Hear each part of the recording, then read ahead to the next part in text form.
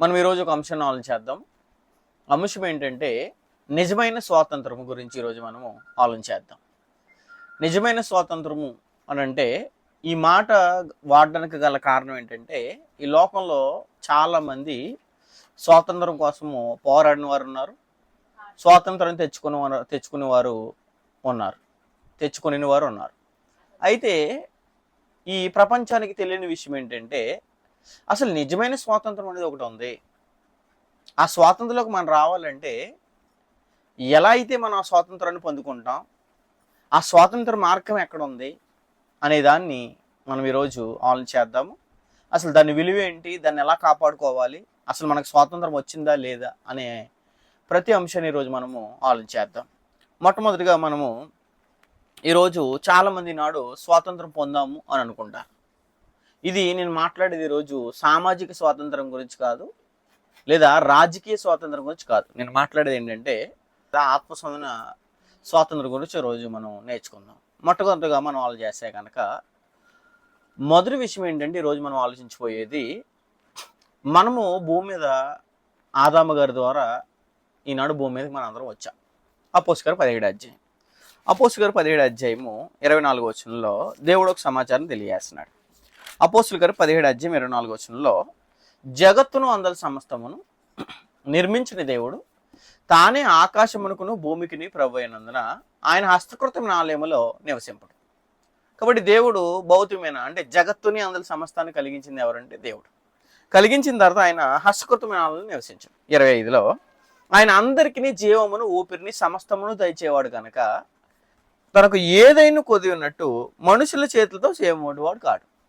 అంటే జగత్ అయింది, సమస్తమే అయింది, ఆకాశానికి భూమికి ఆయనే ప్రభు. కాబట్టి ఈయన ఆకాశానికి భూమికి ప్రభు అయిన దేవుడు మనల్ని ఎలా నిర్మించాడంటే, అసలు మనం ఎలా వచ్చామంటే భూమి మీదకి ఆదాము నుండి వచ్చామో తెలియజేశాడు. 26 మరియు యావత్ భూమి మీద కాపురం ఉంటకు ఆయన ఒకని నుండి ఒకడు ఎవరంటే ఆదాము గారు. ఈ ఒకని నుండి ప్రతి జాతి మనుషులను సృష్టించి, కాబట్టి ఒకరి నుండి అనగా ఎవరంటే ఆదాము నుండి. అయితే ఈ ఆదాము నుండి సమస్త మానవులు వచ్చేసారు. అయితే ఆదాము తప్పు చేశాడు. ఆ తప్పు చేయడం వల్ల ఆయన ఏం తెచ్చుకున్నాడంటే మరణం తెచ్చుకున్నాడు. కాబట్టి ఆయన ఏ మరణం తెచ్చుకున్నాడంటే పండు తినమున నిశ్చయముగా చచ్చదు అని చెప్పిన ఆజ్ఞ ఆదాముకి ఇస్తే, ఆ ఆదాము చేసిన ఆజ్ఞ వల్ల ఆయన భౌతికంగా చచ్చిపోలేదు. కాబట్టి ఆయన ఎలా చనిపోయాడంటే దేవుని ఆజ్ఞను అతిక్రమించడం వల్ల ఆయన ఆత్మీయంగా చనిపోయాడు. కాబట్టి ఈనాడు ఆదాము నుండి వచ్చిన వారు అందరూ ఎవరు అంటే ఈ యావత్ భూమి మీద కాపురమున్న ప్రజలు. అయితే ఈ లోకంలో ఏముందంటే ఈ లోకంలోనికి ఆదాము పాపం చేయడం ద్వారా లోకంలోకి పాపం ప్రవేశించింది. కాబట్టి అదే పాపాన్ని భూమి మీద పుట్టిన వాళ్ళందరూ పాపం చేయడం ద్వారా ఏం పొందుతున్నారంటే సేమ్ ఆదాము ఆనాడు పాత్ర ప్రకారంగా అంటే పాత్రకు ముందున్న యుగం ప్రకారంగా ఎలా అయితే పాపం చేసి మరణించాడో ఈనాడు కూడా భూమి మీద పుట్టిన ప్రతి వ్యక్తి లోకంలో పాపం అంటే ఆ పాపాన్ని చేస్తూ దేవుని ఎరగక ప్రభువైన యేసుక్రీస్తు వారిని ఎరగక ఏం చేస్తారంటే పాపం చేస్తూ చనిపోతున్నాడు. రోమపత్రిక 5వ అధ్యాయం. రోమపత్రిక 5వ అధ్యాయము మనము క్రీస్తుని తెలుసుకోకముందు అసలు మనం ఎలాంటి పరిస్థితి అని అంటే 5వ అధ్యాయం 12వ వచనం. ఇట్లా ఉండగా ఒక మనుషుని ద్వారా పాపము అంటే మనం ఒక మనుషుని ద్వారానే వచ్చాం భూలోకానికి. అదే మనుషుని ద్వారా భూలోకానికి ఏం ప్రవేశం చేసిందంటే పాపం ప్రవేశం చేసింది. ఈ పాపం ద్వారా ఏం ప్రవేశించిందంటే లోకంలోకి మరణం ప్రవేశించింది. కాబట్టి ఈ మరణము భౌతికమైన మరణం కాదు. ఇది ఏ మరణం గురించి మాట్లాడుతుండో మనం ఖచ్చితంగా ఆలోచించవలసిన విషయం. ఇట్లుండగా ఒక మనుషుని ద్వారా అనగా ఆదాము ద్వారా పాపము ద్వారా మరణమును లోకములోనికి ఎలాగూ ప్రవేశించునో అని చెప్పేశాడు. కాబట్టి ఆదాము పుట్టాడు, దేవుని ద్వారా కలిగించబడ్డాడు. ఈ కలిగించిన మానవుడు తప్పు చేయడం వల్ల లోకంలోకి ఏమైందంటే పాపం ప్రవేశించింది. ఈ పాపం ప్రవేశించిన ద్వారా ఆ పాపానికి యొక్క గతి ఏమిటంటే మరణమని దేవుడు తెలియజేశాడు. కాబట్టి మరణమని దేవుడు తెలియజేస్తున్నప్పుడు ఆదాము పాపం చేయడం ద్వారా లోకంలోనికి పాపం ఎంట్రన్స్ అయింది. ఆ పాపం ద్వారా దేవుడు ఏమొస్తుందని చెప్పాడంటే మరణం వస్తుందంట. కాబట్టి అదే మరణం కూడా ఏమైపోయిందంటే లోకంలోకి ఎంట్రన్స్ అయిపోయింది. కాబట్టి ఒకరి నుండి వచ్చిన మానవులందరూ ఆదాము సంతానం. కాబట్టి ఈ ఆదాము నుండి భూమి మీద యావత్ భూమి మీద ఉద్భవించిన ప్రజలందరూ ఆదాము ఎలా అయితే దేవుడిచ్చిన ఆజ్ఞను ఇచ్చి ఎలా అయితే తప్పిపోయాడో దేవుడు మనం కూడా తెలుసుకోకుండా, దేవుని ఎరగకుండా, ప్రభుని తెలుసుకోకుండా, దేవుని తెలుసుకోకుండా, మనం కలిగించిన దేవుని తెలుసుకోకుండా మనం కూడా లోకంలో ప్రవేశింపబడిన పాపాన్ని చేసి మనం కూడా మరణం తెచ్చేసుకున్నాం. అదే మాట్లాడేశాడు 5:12. ఇట్లుండే ఒక మనిషిని ద్వారా పాపము ద్వారా మరణమును లోకంలోనికి ఎలాగో ప్రవేశించునో, జస్ట్ ప్రవేశించే అంతే. ఇవి మరణం ప్రవేశించింది, పాపం ప్రవేశించింది ఆదాము ద్వారా. అయితే ప్రవేశించిన దాన్ని మానవుడు ఏం చేశాడంటే, పుట్టిన తర్వాత కంపల్సరీ పాపం చేయాలని, తప్పు చేయాలనే ఉద్దేశాలతో, దేవుడిని భయం లేక, లేదా దేవుణ్ణి ఎరుగాము అనే ఉద్దేశం లేకుండా, అసలు భూమి మీదకి ఎందుకు వచ్చామో అనే ఉద్దేశం లేకుండా మనుషులందరూ ఎలా బ్రతుకుతున్నారో అలా బ్రతుకుతూ పాపం చేసి మరణిస్తున్నారు. అందుకోసమే లోకంలో ఎలాగో ప్రవేశించను అలాగుననే ఆదాము చేసిన పాపం వల్ల మనుషులందరికీ పాపం సంతాపం లేదు. ఆదాము చేశాడు, మరణించాడు. లోకంలో పాపం ప్రవేశించినప్పుడు మానవులు కూడా లోకంలో పాపం ఉందని ఎరిగి చాలా జాగ్రత్తగా బ్రతకవలసిన మానవులు దేవుని ఎరగలేదు కాబట్టి పాపం అంటే తెలియలేదు. పాపం అంటే తెలియలేదు కాబట్టి పాపాన్ని చేసేస్తూ కూడా మేము పాపం చేసామనే పరిస్థితి కూడా వారు ఎరగని పరిస్థితిలో కూడా ఉన్నారు సమాజం. అందుకోసమే అలాగనే మనుషులందరూ పాపం చేసినందున మరణము అందరికి ఏమైందంటే సంప్రాప్తమైన ఫుట్నోట్లో మూల భాషలో అందరి ద్వారా ఏమైపోయిందంటే వ్యాపించును అని చెప్పేశాడు. కాబట్టి దేవుని ఎరగక ముందు ప్రతి మానవుడు ఏమి చేశాడంటే గనక పాపం చేశాడు. ఆ పాపం ద్వారా వచ్చిన సమస్య ఏంటంటే గనక మరణం. ఏ మరణం అంటే దేవుడు పుట్టిన ప్రతి మానవుడికి ఏమి ఇవ్వాలనుకున్నాడంటే నిత్య జీవాన్ని ఇవ్వాలనుకున్నాడు. కాబట్టి నిత్య జీవాన్ని ఎలా కోల్పోయారు అంటే నిత్యము బ్రతకేలాగా దేవుడు తయారు చేస్తే మానవుని, ఆ మానవుడు నిత్య జీవంకి వెళ్ళేలాగా ఆటంకపరిచింది ఏంటంటే పాపము. ఆ ఆటంకపరిచింది ఏంటంటే మరణం. ఆ మరణం రావడానికి గల కారణం పాపం. కాబట్టి ఇదే దేవుడు క్రొత్త నిబంధనలో తెలియజేశాడు. చూడండి, రోమపత్రిక 3వ అధ్యాయం. ఎందుకంటే ఈ పాపం మనల్ని దేవుడి నుండి దూరం చేసేసింది.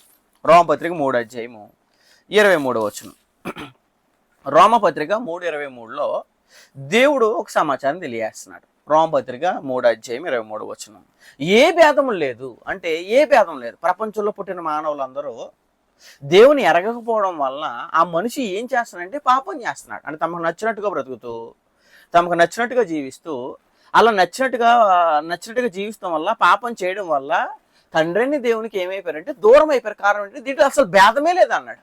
యావత్ భూమి మీద పుట్టిన ప్రతి ఒక్కరూ దేవుని ఎరగక ముందు వారు చేసిన పరిస్థితి ఏంటంటే వారు పాపానికి బానిసలు. ఏ భేదం లేదు.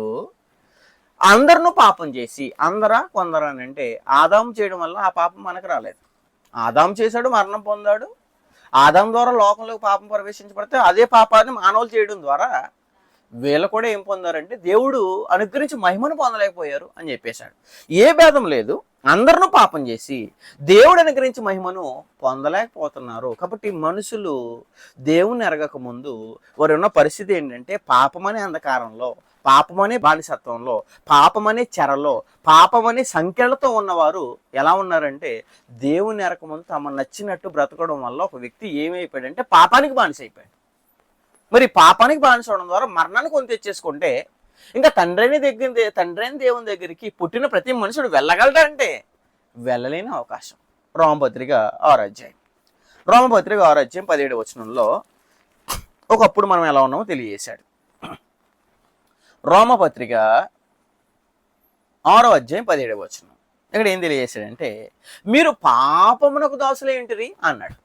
అంటే మనం దేవుణ్ణి ఎరగక ముందు, దేవుని తెలుసుకోకముందు, మనం ఎందుకు పుట్టామో ఆలోచన చేయకముందు, మనం ఎందుకు భూమి మీదకి వచ్చామో అని ఆలోచన చేయకముందు మనం ఏం పరిస్థితి అంటే కనుక పాపానికి దాసులం. అంటే దాసి అంటే అర్థం ఏంటంటే ఒకరి కింద వెట్టి చాకరి చేయడం. కాబట్టి ఒక దాస్యత్వము అంటే ఒకరి కింద పని చేయడం, వాళ్ళు ఏం చెప్తే అదే చేయడం. కాబట్టి వీళ్ళకి మనసుకు నచ్చింది, శరీరానికి నచ్చింది చేయడం ద్వారా ఏమైపోయారంటే పాపం చేశారు. ఈ పాపం ద్వారా ఏం జరిగిందంటే మానవులకి మరణం వచ్చేసింది. మరి కాబట్టి మరణంలో ఉన్నవారు విడిపించబడే కార్యక్రమం ఎక్కడ ఉంది? అసలు దాస్యత్వంలో ఉన్న వారిని ఎవరు విడిపిస్తారు అని అంటే కనుక అసలు మేము దాస్యత్వంలో ఉన్న సంగతి కూడా చాలా మందికి తెలియదు. ఎఫెసీయులకు రాసిన పత్రిక 2వ అధ్యాయం. ఎఫెసీయులకు రాసిన పత్రిక 2వ అధ్యాయం 2వ వచనంలో ఒక సమాచారం తెలియజేస్తున్నారు. ఎఫెసీయులకు రాసిన పత్రిక 2వ అధ్యాయము 2వ వచనంలో ఒక సమాచారం తెలియజేశాడు. 2:2లో ఏం తెలియజేస్తున్నాడు దేవుడు? ఇక్కడ మాట్లాడేశాడు. మీరు వాటిని చేయొచ్చు. వేటిని? 6వ అధ్యాయం 1వ వచనం ప్రకారంగా, 2వ అధ్యాయం 1వ వచనం ప్రకారంగా, ఎఫెసీయులకు రాసిన పత్రిక 2:1. మీరు అపరాధం చేతను పాపం చేతను చచ్చిన వారు అని చెప్పేది భౌతికమైన మరణం గురించి కాదు. ఏ మరణం గురించి అంటే ఆత్మీయ మరణాన్ని గురించి మాట్లాడేశాడు. చచ్చిన వారు ఉండగా అని మాట్లాడుతూ 2వ వచనంలో మీరు వాటిని చేయొచ్చు, వాయుమండల సంబంధమైన అధిపతిని అనగా అపవాది కొంతమందిని భూమి మీదకి వచ్చిన వారిని ప్రేరేపించడం ద్వారా ఆ ప్రేరేపించబడిన వారు ఏం చేశారంటే అది తప్పు అని తెలిసిన తమ మనసాక్షి ఇది తప్పు, ఇది మంచి, ఇది చెడు అని చెప్పినప్పుడు కూడా ఆ మనసాక్షిని త్రోసివేసి అపవాది చేసే ప్రేరణకి లోనైపోయి ఏం చేశారంటే పాపం చేశారు. పాపం చేయడం ద్వారా ప్రతి వ్యక్తి మరణం అనే దాస్యత్వంలో కిందకి వెళ్ళిపోయాడు. అదే మాట్లాడేశాడు. మీరు వాటిని చేయొచ్చు, వాయుమండల సంబంధమైన అధిపతిని అనగా అవిధే లేని వారిని ఇప్పుడు ప్రేరేపించు శక్తికి అధిపతులు అనుసరించి ఈ ప్రపంచ ధర్మం చొప్పున ప్రపంచం ఎలా నడుచుకుందో అలా నడిచారు. ఇలా నడుచుకోవడం ద్వారా ప్రతి మనిషి పాపానికి బానిస అవుతే ఆ పాపానికి వచ్చే రిజల్ట్ ఫలితం ఏంటి అని అంటే రోమపత్రిక 6వ అధ్యాయం. రోమపత్రిక 6వ అధ్యాయము 23లో దేవుడు సమాచారం తెలియజేస్తున్నాడు. ఏమనంటే అక్కడ చెప్పేశాడు 6:23 ఏలనగా పాపం వల్ల వచ్చే జీతం ఏంటంట మరణము అని చెప్పేశాడు. ఏంటి పాపం చేస్తే మరణం వస్తుందా? మరి ఆదాం చనిపోలేదే. ఆదాం ఎందుకు చనిపోలేదు? ఆదాం చనిపోలేదు, రైట్. ఎందుకు చనిపోలేదంటే దేవుడు చెప్పింది భౌతికమైన మరణం గురించి కాదు, ఆత్మీయ మరణం గురించి. అదే మనిషి పాపం చేస్తే వచ్చే రిజల్ట్ ఏంటంటే మరణం. ఆ మరణం అంటే నిత్య జీవానికి వెళ్ళవలసిన వారు మరణానికి వెళ్ళిపోతే ఇంకా దేవుని దగ్గరికి ఎక్కడ వెళ్ళగలరు? దేవుని దగ్గర నుంచి వచ్చిన వారు మరలా దేవుని దగ్గరికి వెళ్ళాలంటే నిన్ను దూరం చేసేదే పాపం. ఆ పాపం ద్వారా నువ్వు తెచ్చుకున్నది ఏంటంటే ఆత్మీయ మరణం. ఆత్మీయ మరణం ద్వారా వచ్చే మరణం ఏ మరణము? రెండో మరణం వస్తే ఎక్కడికి వెళ్ళలేవంటే మళ్ళీ తిరిగి ఏంది ఎక్కడికి వెళ్ళావంటే దేవుని దగ్గరికి వెళ్ళావు. కాబట్టి దేవుని దగ్గరికి నిన్ను అడ్డుపరిచేది, నిన్ను ఆటంకపరిచేది ఏంటంటే పాపం. ఆ పాపం ఆటంకపరిచి నేను ఏం చేస్తానంటే మరణానికి నిన్ను తీసుకెళ్ళడం ద్వారా దేవుని దగ్గరే పరిస్థితి లేదు, దూరమయ్యే పరిస్థితి అయిపోయింది. ఎవరికనంటే తండ్రి అయిన దేవుణ్ణి చేర్చుకునే పరిస్థితి మనకు లేదు. అయితే ఇప్పుడు మనము ఈ పాపం నుండి, ఈ మరణం నుండి విడుదల పొందాలంటే ఏం చేయాలి? మనం ఏదైనా కొన్ని క్రియలు చేస్తే విడుదల పొందగలమా? ప్రపంచంలో స్వాతంత్రం అంటే బానిసత్వం నుంచి పోరాటం చేస్తే స్వాతంత్రం వచ్చింది ప్రపంచానికి. లేదా ఒక దేశాలు, ఎన్నో దేశాలకి పోరాటాలు చేస్తే వచ్చినప్పుడు మనం ఏ పోరాటం చేస్తే స్వాతంత్రం వస్తుంది? ఏ పోరాటం చేస్తే ఈ బానిసత్వ సంఖ్యలు తెంచుకొని ఈ బానిసత్వం నుంచి ఎప్పుడు బయటకు వస్తాం? ఈ కాడిలోంచి ఎప్పుడు బయటకు వస్తాం అని అంటే ఏ పోరాటం చేసి వస్తాం? ఈ సంగతి ఖచ్చితంగా మనం అందరం లేదు. ఎందుకంటే మనం ఏదో క్రియలు చేస్తే మనకు స్వాతంత్రం రాదు. ఎఫెసీయులకు రాసిన పత్రిక 2వ అధ్యాయం. ఎఫెసీయులకు రాసిన పత్రిక 2వ అధ్యాయం 9వ వచనంలో ఒక సమాచారం తెలియజేశాడు. ఎఫెసీయులకు రాసిన పత్రిక 2వ అధ్యాయం 9వ వచనంలో అది క్రియల వల్ల కలిగింది కాదు. ఏంటంట? క్రియల వల్ల కలిగింది కాదు అని చెప్పేశాడు. అంటే ఏ మనిషి క్రియలు చేసి ఏం తెచ్చుకోలేడంటే బానిసత్వం నుండి, పాపం నుండి, మరణం నుండి ఏం తెచ్చుకోలేడు? స్వాతంత్రం తెచ్చుకోలేడు, స్వతంత్రం అవ్వలేడు. మరి పాపం చేసిన వ్యక్తి బానిసత్వంలో ఉంటే, స్వతంత్రంగా ఉంటే మరి ఇతనికి ఎప్పుడు స్వాతంత్రం వస్తుంది అని అంటే అది క్రియల వల్ల కలిగింది కాదు. కనుక ఎవడును ఏమవుదంటే అతిశయపడి వీల్లేదు అని చెప్పేశాడు. అంటే ఒక మనిషి తన సొంత శక్తి చేత కానీ, తన సొంత క్రియల చేత కానీ పాపం నుండి విడిపించబడ్డం కానీ, అదే పాపం ద్వారా వచ్చిన మరణం నుంచి విడిపించబడ్డానికి కానీ ఎటువంటి అవకాశం లేదు అని చెప్పేశాడు. మరి ఇప్పుడు ఏం చేయాలి? ఏం చేయాలి అంటే దేవుడు పాపంలో పడిపోయిన మానవుడిని, ఆ పాపం ద్వారా మరణం తెచ్చుకున్న మానవుడికి అదే బానిసత్వ సంఖ్యలతో వదిలేలేదండి. మళ్ళీ ఇంకో ప్లానింగ్ వేశాడు దేవుడు. ఏంటంటే ఈ భూమి మీదకి వచ్చిన మానవులు పాపం చేశారు కాబట్టి పాపం నుంచి విడిపించాలంటే ఏంటి? బానిసత్వం విడిపించేవాడు ఒకే ఒక్కడు తండ్రి అయిన దేవుడు. కాబట్టి తండ్రి అయిన దేవుడు ఒక ప్రణాళిక ద్వారా ఆ బానిసత్వంలోంచి బయటపడే అవకాశాన్ని ఇచ్చేశాడు. అదేంటంటే మన ప్రభువైన యేసుక్రీస్తు వారిని పరలోకం నుండి భూమి మీదకు పంపి, మన ప్రభువైన యేసుక్రీస్తు వారు కూడా పరలోకానికి భూలోకానికి వచ్చి ఈ మనుషులందరూ పాపంలో ఉన్నారు కాబట్టి ఆ పాపం ద్వారా బానిసత్వంలోకి, ఒక చెరలోకి, ఒక దాస్యత్వంలోకి వెళ్ళిపోయారు కాబట్టి, మరణంలోకి వెళ్ళిపోయారు కాబట్టి మరి లోకంలో మరణానికి వెళ్ళిపోతే ఇంకా దేవుని దగ్గరికి ఎవరు వెళ్ళగలరు? పరలోకం ఎవరు వెళ్ళగలరు? వెళ్ళలేరు. కాబట్టి సాక్షాత్తు ఏ మానవుడు ఈ మానవులను రక్షించే అవకాశం లేదు. కాబట్టి పరలోకం నుండి దేవుడిగా ఉన్న ప్రభువైన యేసుక్రీస్తు వారు భూమి మీదకి వచ్చి ఏం చేశాడంటే పాపుల్ని ఈ బానిసత్వంలో నుంచి బయటికి తీసుకురావడానికి వచ్చేసాడు. తిమోతి రాసిన మొదటి పత్రిక 1వ అధ్యాయం 15వ వచనం. తిమోతి రాసిన మొదటి పత్రిక 1వ అధ్యాయము 15వ వచనంలో ఒక సమాచారం తెలియజేశాడు.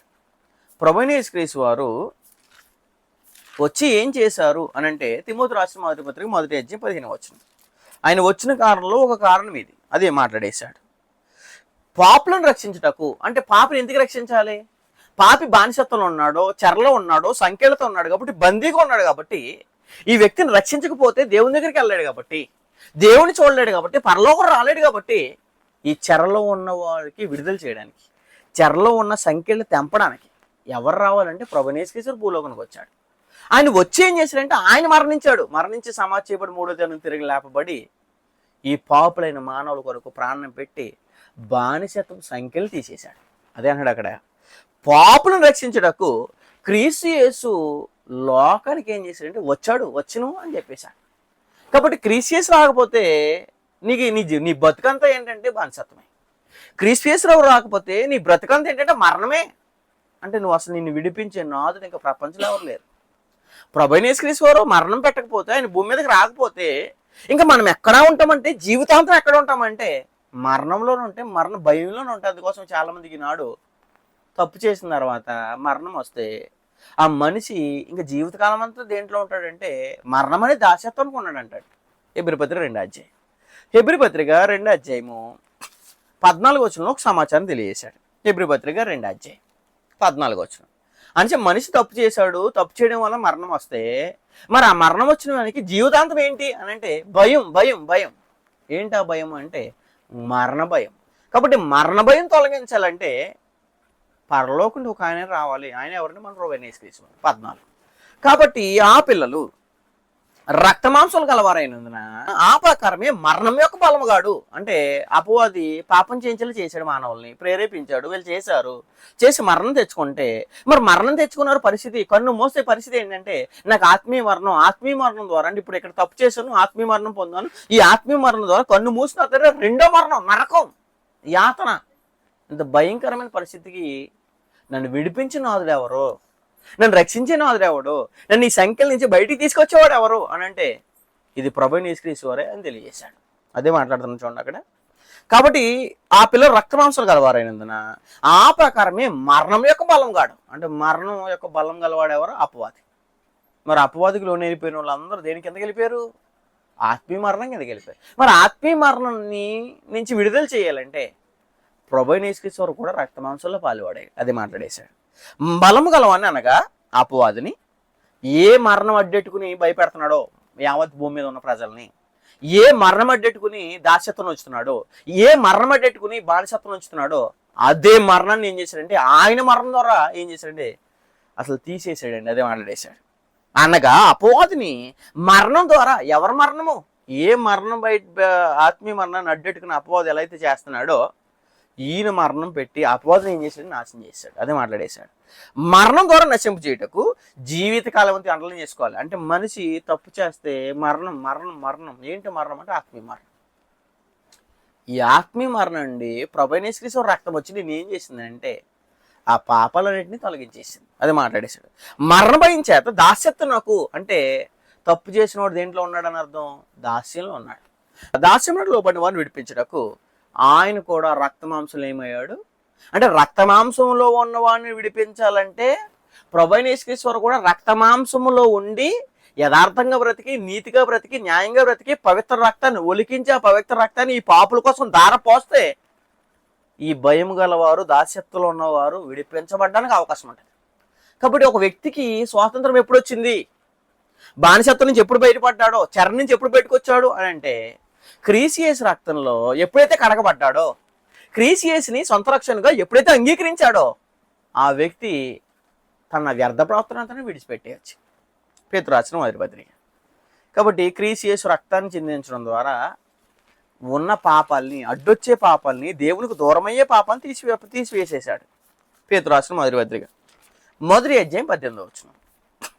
1వ అధ్యాయము 18వ వచనంలో ఒక సమాచారం తెలియజేశాడు. పితృపారంపర్యమైన, అంటే మీ పితరులు ఎలా అయితే పారంపర్యం ప్రకారంగా, అంటే ఆచార ప్రకారంగా చేసేసారు పాపాలు, పితృపారంపర్యమైన మీ వ్యర్థ ప్రవర్తన విడిచిపెట్టి ఎక్కడి నుంచి విడిచిపెట్టండి. ఎందుకంటే మీకు ఒక సూత్రం ఉంది, లేదా మీకు ఒక విడుదల ఉంది. మరి విడుదల పొందుకోవాలంటే ప్రభువైన యేసుక్రీస్తు రక్తం దగ్గరికి వెళ్ళాలి. పాపం చేసిన ప్రతి మానవుడు బానిసత్వంలోంచి బయటికి రావాలంటే, చెరలోంచి బయటికి రావాలంటే, పాపం అనే దాస్యత్వంలో బయటికి రావాలంటే ఉన్న ప్రవర్తనతో విడిచిపెట్టేయండి అని చెప్పేశాడు. పితృపారంపర్యమైన వ్యర్థ ప్రవర్తన విడిచిపెట్టినట్టు వెండి బంగారం అంటే క్షయ వస్తువుల చేత, అదే అంటున్నాడు అక్కడ. క్రియలు కానీ, శక్తి కానీ, భౌతికమైన ధనధాన్యాలు కానీ, బంగారాలు కానీ, క్షయ వస్తువులు కానీ ఏ మనిషిని దాస్యత్వంలో చేంజ్ చేయలేవు, అంటే విడిపించలేవు. అందుకోసమే వెండి బంగారం లాంటి క్షయ వస్తువుల చేత మీరు విమోచింపలేదు కానీ అమూల్యమైన రక్తం చేత, అనగా నిర్దోషమును నిష్కలంకనకు గొర్రెపిల్ల వంటి క్రీస్తు రక్తం చేత విమోచింపబడి, ఎక్కడ విమోచింపడ్డారు? దాస్యంలోంచి విమోచింపడ్డారు, చెరలోంచి విమోచింపడ్డారు. చెరలోంచి విడుదల, చెరలోంచి విముక్తి ఎప్పుడు వచ్చిందంటే ఒక వ్యక్తికి, ఎప్పుడు వచ్చిందంటే ఒక వ్యక్తికి పాపాన్ని వదులుకున్నప్పుడు, వ్యర్థ ప్రవర్తన వదులుకున్నప్పుడు, నిర్జీవ క్రియలు వదిలినప్పుడు, తమ పాపాలను ఒప్పుకున్నప్పుడు ఆ మనిషికి ఏమొచ్చిందంటే విడుదల, విముక్తి, విమోచన వచ్చేసింది. విమోచింపబడితే మీరు ఎరుగుతారు కదా అని చెప్పేశాడు. ఎందుకంటే మానవులు పాపం చేశారు కాబట్టి, వీళ్ళు పాపం చేస్తారని తండ్రి దేవుడు తెలిసి జగత్ పునాది ఏమనిపై ప్రభువైన యేసుక్రీస్తు వారిని మన కోసం మరణం చేశాడు. ప్రభువైన యేసుక్రీస్తు వారు జగత్ పునాది వేయబడినపై మానవుల కొరకు బలైపోవాలని దేవుడు నిర్మించేశాడు. ఎందుకంటే మానవులు భూమి మీదకి వచ్చి ఏం చేశారంటే పాపం చేశారు. ఆ పాపం చేయడం చెరలోకి వెళ్ళారు కాబట్టి ఇంక వీళ్ళని విమోచించాలంటే ప్రభువైన యేసుక్రీస్తు వారు నాథుడు భూమి మీదకి రాకపోతే ప్రతి మనిషి ఎప్పటికీ దాస్యత్వంలో ఉన్నారు. ఎవరు దాస్యత్వంలో ఉన్నారు అని అంటే ఎప్పటికీ చాలామంది ఉన్నారు. ఎవరున్నారు? పాపం నుండి విమోచింపబడిన వారు, క్రీస్తు యేసు రక్తంలో కడగబడిన వారు, దేవుని దగ్గరికి ఎవరైతే రానివారు, దేవుని ఎవరైతే తెలుసుకోలేదో వాళ్ళకి ఏం రాలేదంటే తమ జీవితంలో స్వాతంత్రం అనేది రాలేదు. స్వాతంత్రం అనేవారు కూడా చాలా మంది ఉన్నారు ప్రపంచంలో. ఎవరు అంటే విమోచింపబడిన వారు స్వాతంత్రం రాలేదు వాళ్ళకి. రోమపత్రిక 6:18 వచ్చి నుంచి చదువుదాం. రోమపత్రిక 6:18.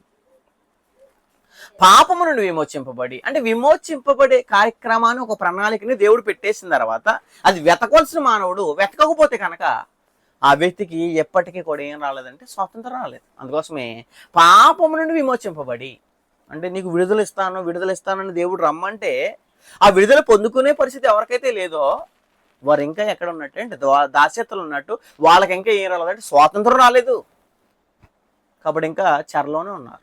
పాపం నుండి విమోచింపబడి నీతికి దోషులైతారు కనుక ఇప్పుడు చెప్పండి ఏంటంటే దూరమైన దేవునికి ప్రభువైన యేసుక్రీస్తు వారి రక్తం నేను ఏం చేస్తుంటే దగ్గర చేస్తుంది కాబట్టి నాయన అప్పుడు నా జీవితం ద్వారా నీకు ఏంటంటే స్తోత్రం, అదే మాట్లాడేశాడు. ఇందుకు ఏంటంటే దేవునికి స్తోత్రం అంటే విమోచింపబడిన వారు మాత్రమే ఎవరికి ఏం చెల్లించగలరు అంటే దేవునికి స్తోత్రం చెల్లించగలరు, దేవునికి దగ్గర అవ్వగలరు. దేవునితో సహవాసాన్ని కోల్పోయిన మానవులు సహవాసాన్ని పొందుకునే పరిస్థితి అమూల్యమైన క్రీస్తు రక్తంలో కడగబడిన చేత వచ్చే ప్రకృతి అని తెలియజేశాడు.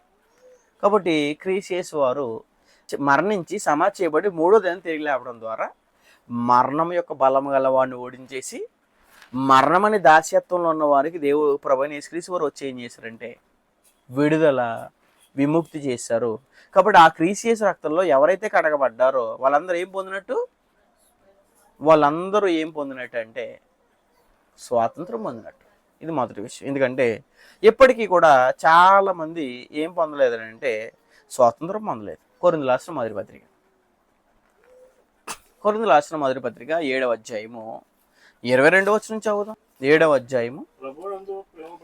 ప్రభువునందు పిలువబడిన దాసుడు ప్రభు వలన ఏం పొందినవాడు?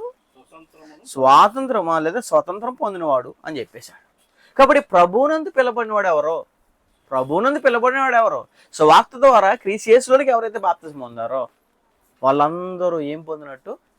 ప్రభువునందు అంటే ప్రభు వలన పిలువబడిన వారు ఏం పొందినట్టు అంటే స్వాతంత్రం పొందినట్టు అని చెప్పారు. అంటే ఇంకా ఎవరికి స్వాతంత్రం రాలేదు అని అంటే బాప్తిసం పొందిన ప్రతి వ్యక్తికి ఏం రాలేదంటే ఇంకా స్వాతంత్రం రాలేదు. అదే అన్నాడు అక్కడ. ప్రభువునందు పిలువబడిన దాసుడు ప్రభు వలన స్వాతంత్రం పొందినవాడు. నీకు స్వాతంత్రం వచ్చిందా రాలేదా నీకే తెలిసిపోద్ది. ఎప్పుడు తెలుస్తుంది అంటే నేను ఎప్పుడైతే ఇంకా క్రీస్తు యేసు రక్తంలో కడగబడలేదో, నా హృదయంలో ప్రభుని ఎప్పుడైతే చేర్చుకోలేదో, సొంత రక్షణగా ప్రభుని ఎప్పుడైతే నేను అంగీకరించలేదో నాకు ఏం కలగలేదంటే స్వాతంత్రం కలగలేదు. అందుకోసమే ప్రభువునందు పిలువబడిన దాసుడు ప్రభు వలన స్వాతంత్రం పొందినవాడు, ఆ ప్రకారమే స్వతంత్రమై పిలువబడిన వాడు క్రీస్తు దాసుడు అని చెప్పేశాడు. విలువ పెట్టి కొనబడిన వారు మాత్రమే క్రీస్తు దాసులు. అదే అన్నాడు అక్కడ. మీరు విలువ పెట్టి కొనబడిన వారు అంటే విలువ పెట్టి ఎవరైతే కొనబడలేదు, ఇంకా ఆ రక్తంలో ఎవరైతే కడగబడలేదో వారు ప్రభువైన యేసుక్రీస్తు వారు దాసులు కాదు. ప్రభువైన యేసుక్రీస్తు వారు దాసులు కాని వారు స్వాతంత్రం పొందినవారు కాదు అని తెలియజేశాడు. కాబట్టి ఈ సంగతి ఖచ్చితంగా మనందరం ఎరగవలసిన విశేషమైన సంగతి అని ఖచ్చితంగా మనందరం ఎరగవలసిన విషయం. కాబట్టి ఇంకా చాలామందికి ఏం రాలేదు స్వాతంత్రం. హెబ్రీ పత్రిక 9వ అధ్యాయము 14 వచనం చదువుదాం.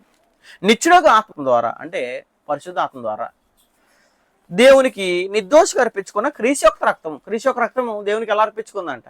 నేను ఎవరినండి? నిర్దోషిని. నిర్దోషిగా అర్పించుకున్న క్రీస్తు యొక్క రక్తము నిర్జీవ క్రియలను విడిచి జీవం గల, అంటే ఎవరైతే నిర్జీవ క్రియలను విడుస్తారో వాళ్ళు ఎవరు అంటే దేవుని ఏం చేయగలరంటే సేవించగలరు, ఆరాధించగలరు. సేవించుటకు మీ మనసాక్షి ఎంతో ఎక్కువ ఏం చేయబడాలి? శుద్ధి చేయబడాలి. అంటే శుద్ధి చేయబడలేని వారు, పాపాన్ని వదలని వారు, పాపం నుండి ఒక ప్రణాళిక ఉన్నా, ఒక పథకం ఉన్నా, లేదా పాపం నుండి నేను విమోచింపబడే ఒక విమోచన పథకం ఉన్నా దాన్ని ఎరగని ప్రతి మానవుడు దేని కింద ఉన్నట్టు అంటే పాపం కింద ఉన్నట్టు. ఆ పాపం కింద ప్రతి మానవుడు దాస్యత్వం కింద ఉన్నట్టు, స్వతంత్రం రానట్టు. ఇది మొదటి విషయం. పాపము నుండి, మరణము నుండి నిన్ను విడుదల చేసేది ఒకటే ఒకటి, క్రీసియస్ మరణము. క్రీసియస్ మరణం లేకపోతే భూమి మీద ఉన్న యావత్ భూమి మీద ఉన్న ప్రజలు పాపం చేస్తే, మరణం వస్తే ఆ మరణించిన వ్యక్తికి ఏం లేదని అంటే స్వతంత్రం లేదు. కాబట్టి స్వతంత్రం పొందుకున్నవారు ఆ మరణంలో ఏమైన వారు అంటే పాలు పొందిన వారు అనే సంగతి ఖచ్చితంగా మనందరం ఆలోచించవలసిన విశేషమైన సంగతి. రెండోది ఏంటిదంటే, ఇది పాపం చేసిన వారు ఎవరంటే అన్ని జనుల గురించి మాట్లాడుతూ, అయితే ధర్మశాస్త్రంలో దేవుడు ఎన్నుకున్న ప్రజలు ఉన్నారు. వాళ్ళు ఎవరనంటే ఇశ్రాయేలీయులు. దేవుడు ధర్మశాస్త్రాన్ని ఎవరితో చేశాడనంటే ఇశ్రాయేలుతో చేశాడు. ఇశ్రాయేలుతో చేసి ఒక చట్టాన్ని ఇస్తాడు. అయితే ధర్మశాస్త్రం ఏం తెలియజేస్తుంది అని అంటే పాపాన్ని మాత్రమే ఏం చేస్తుందంటే ధర్మశాస్త్రం తెలియజేస్తుంది. పాపం అంటే ఏంటో తెలియజేస్తుంది, ఏంటంటే ధర్మశాస్త్రం. అయితే అది మనల్ని అనగా ధర్మశాస్త్రం కింద ఉన్న వారిని అనగా ఇశ్రాయేలుని ధర్మశాస్త్రం ఏం చేయలేకపోయింది అంటే రక్షించలేకపోయింది. మనల్ని ఇంకా ఎక్కడ పెట్టిందంటే ధర్మశాస్త్రం అంటే అన్ని జనుల్ని పాపము అడ్డుపడతాయి దేవునికి. యూదులకేమో ధర్మశాస్త్రం అడ్డు అయిపోతుంది. ఏం చేయడానికి? దాస్యత్వం నుంచి బయటికి రావడానికి. కాబట్టి ధర్మశాస్త్రము ఇశ్రాయేలుకి అనగా యూదులకి ఎలా అయిపోయిందంటే ఆటంకం, శాపంగా మారిపోయింది. ఎందుకంటే ధర్మశాస్త్రాన్ని వాళ్ళందరూ అంటే పొందుకున్న ఇశ్రాయేలీలందరూ ఏం పొందలేదు అని అంటే సంపూర్ణంగా పాటించే విషయంలో ఏమైపోయారు? ఫెయిల్ అయిపోయారు. గల్తీయులకు రాసిన పత్రిక 3వ అధ్యాయము 10వ వచనంలో ఒక సమాచారం తెలియజేస్తున్నాడు. ధర్మశాస్త్రము విధించిన క్రియలకు సంబంధులకు అందరూ ధర్మశాస్త్ర క్రియలకు సంబంధులందరూ దేనికి లోనయ్యారంటే శాపానికి లోనయ్యారు అని చెప్పేశాడు. అంటే ధర్మశాస్త్రం కింద ఉన్నది ఎవరో? క్రైస్తవుల కాదు, అనిజనుల కాదు. ఎవరు అని అంటే ఇశ్రాయేలు, యూదులు మాత్రమే. ఇశ్రాయేల్లో 10 గోత్రాలు ఇశ్రాయేల్ అయితే 2 గోత్రాలు ఎవరంటే యూదులు. కాబట్టి ధర్మశాస్త్రం కింద ఉన్న ప్రతి వ్యక్తి దేని కింద ఉన్నట్టు అంటే బానిసత్వం కింద ఉన్నట్టు, చెర కింద ఉన్నట్టు. ఈ సంగతి ఖచ్చితంగా ఎరగాలి. అనిజనులు పాపానికి కింద ఉన్నంటే యూదులు ఏమైపోయారంటే ధర్మశాస్త్రం కింద ఉన్నారు. కాబట్టి వాళ్ళకి పాపం ఏంటి తెలుసు, కానీ పాపం నుండి విమోచించలేదు ఏంటంటే ధర్మశాస్త్రం. అదే మాట్లాడేసాడు. ఏమనంటే గల్తీ 3:10 ఏమన్నాడు చూడండి. ధర్మశాస్త్రం విధించిన క్రియలకు సంబంధులందరూ ధర్మశాస్త్రకి ఏమై ఉన్నారంట? లోనై ఉన్నారు. ఎందుకనగా ధర్మశాస్త్ర గ్రంథం ఇచ్చిన ధర్మశాస్త్రం పాటించే విషయంలో ఫెయిల్ అయిపోయారు. ఎవరో? ఇశ్రాయేలు. అదే చూడండి, అక్కడ ధర్మశాస్త్ర గ్రంథమందు వ్రాయబడిన విధులన్నీయు చేయుట యందు నిలకడగా చేసే విషయంలో నిలకడ ఎవరైతే లేదో ఆ వ్యక్తి ఏంటంట? ప్రతి వాడును ఎలాంటి వాడు? శాపగ్రస్తుడు. అంటే ఇచ్చిన ధర్మశాస్త్రాన్ని ఎన్నైతే ధర్మశాస్త్రాల ఆజ్ఞలు ఉన్నాయో ఆ ఆజ్ఞలన్నింటినీ చేసే విషయంలో నిలకడ ఎవరైతే లేదో ఆ నిలకడ లేని ప్రతి వ్యక్తి ధర్మశాస్త్రం అనే చెర కింద ఉన్నట్టు, ధర్మశాస్త్రం అనే బానిసత్వం కింద ఉన్నట్టు, ధర్మశాస్త్రం అనే కాడి కింద ఉన్నట్టు. ఇటు యూదులనేమో రక్షించే విషయంలో ధర్మశాస్త్రం ఆటంకపరుస్తుంటే అటు అన్ని జనులేమో పాపం అడ్డు వచ్చేస్తుంది. కాబట్టి ఇద్దరూ దేనికి లోనైపోయారంటే ఇద్దరూ దాస్యత్వానికి లోనైపోయారు. అదే మాట్లాడుతున్నాడు. ధర్మశాస్త్ర గ్రంథమందు వ్రాయబడిన విధులనియు చేయుట యందు నిలకడగా ఉండని ప్రతి వాడు ఎవరో? శాపగ్రస్తుడు అని చెప్పేశాడు. ఎందుకంటే అది చెయ్యాలని ఇచ్చాడు దేవుడు. ఎవరిని? ఇశ్రాయేలీయులకి ధర్మశాస్త్రాన్ని పూర్తిగా పాటించాలని ఇచ్చాడు. కానీ వీళ్ళు ఏమైపోయారంటే పాటించే విషయంలో ఫెయిల్ అయిపోయారు. ఎందుకంటే ధర్మశాస్త్రం కేవలం ఏం తెలియజేస్తుంది? పాపం అంటే ఏంటో తెలియజేస్తుంది. రోమపత్రిక 3వ అధ్యాయం. రోమపత్రిక 3వ అధ్యాయము 20వ వచనం చదువుదాం. రోమపత్రిక 3వ అధ్యాయం 20వ వచనం ఒక సమాచారం తెలియజేశాడు. రోమపత్రిక 3వ అధ్యాయము 20వ ఏమని, ఏలనగా ధర్మశాస్త్ర సంబంధమైన క్రియల మూలంగా, ఆ క్రియల మూలంగా ఏ వ్యక్తి ఏం కలడంటే దేవుని ఎదుట నీతిమంతుడు. నీతిమంతుడు అంటే రక్షింపబడే కార్యక్రమం ధర్మశాస్త్రంలో లేదు. మరి ధర్మశాస్త్రం పాటించే విషయంలో అలా పాటించట్లేదు. ఆ క్రియలు చేసిన వారు కూడా ధర్మశాస్త్ర ప్రకారం ఏం చేయబడలేరంటే రక్షించబడలేరు, బానిసత్వం నుంచి బయటికి రాలేరు. అందుకోసం మాట్లాడేసాడు ఏమని, ఏలనగా ధర్మశాస్త్ర సంబంధమైన క్రియల మూలంగా ఏ మనుషుడు దేవుని దృష్టికి ఏం కాలేడు, ఆయన దృష్టికి నీతిమంతుడని తీర్చబడ్డు.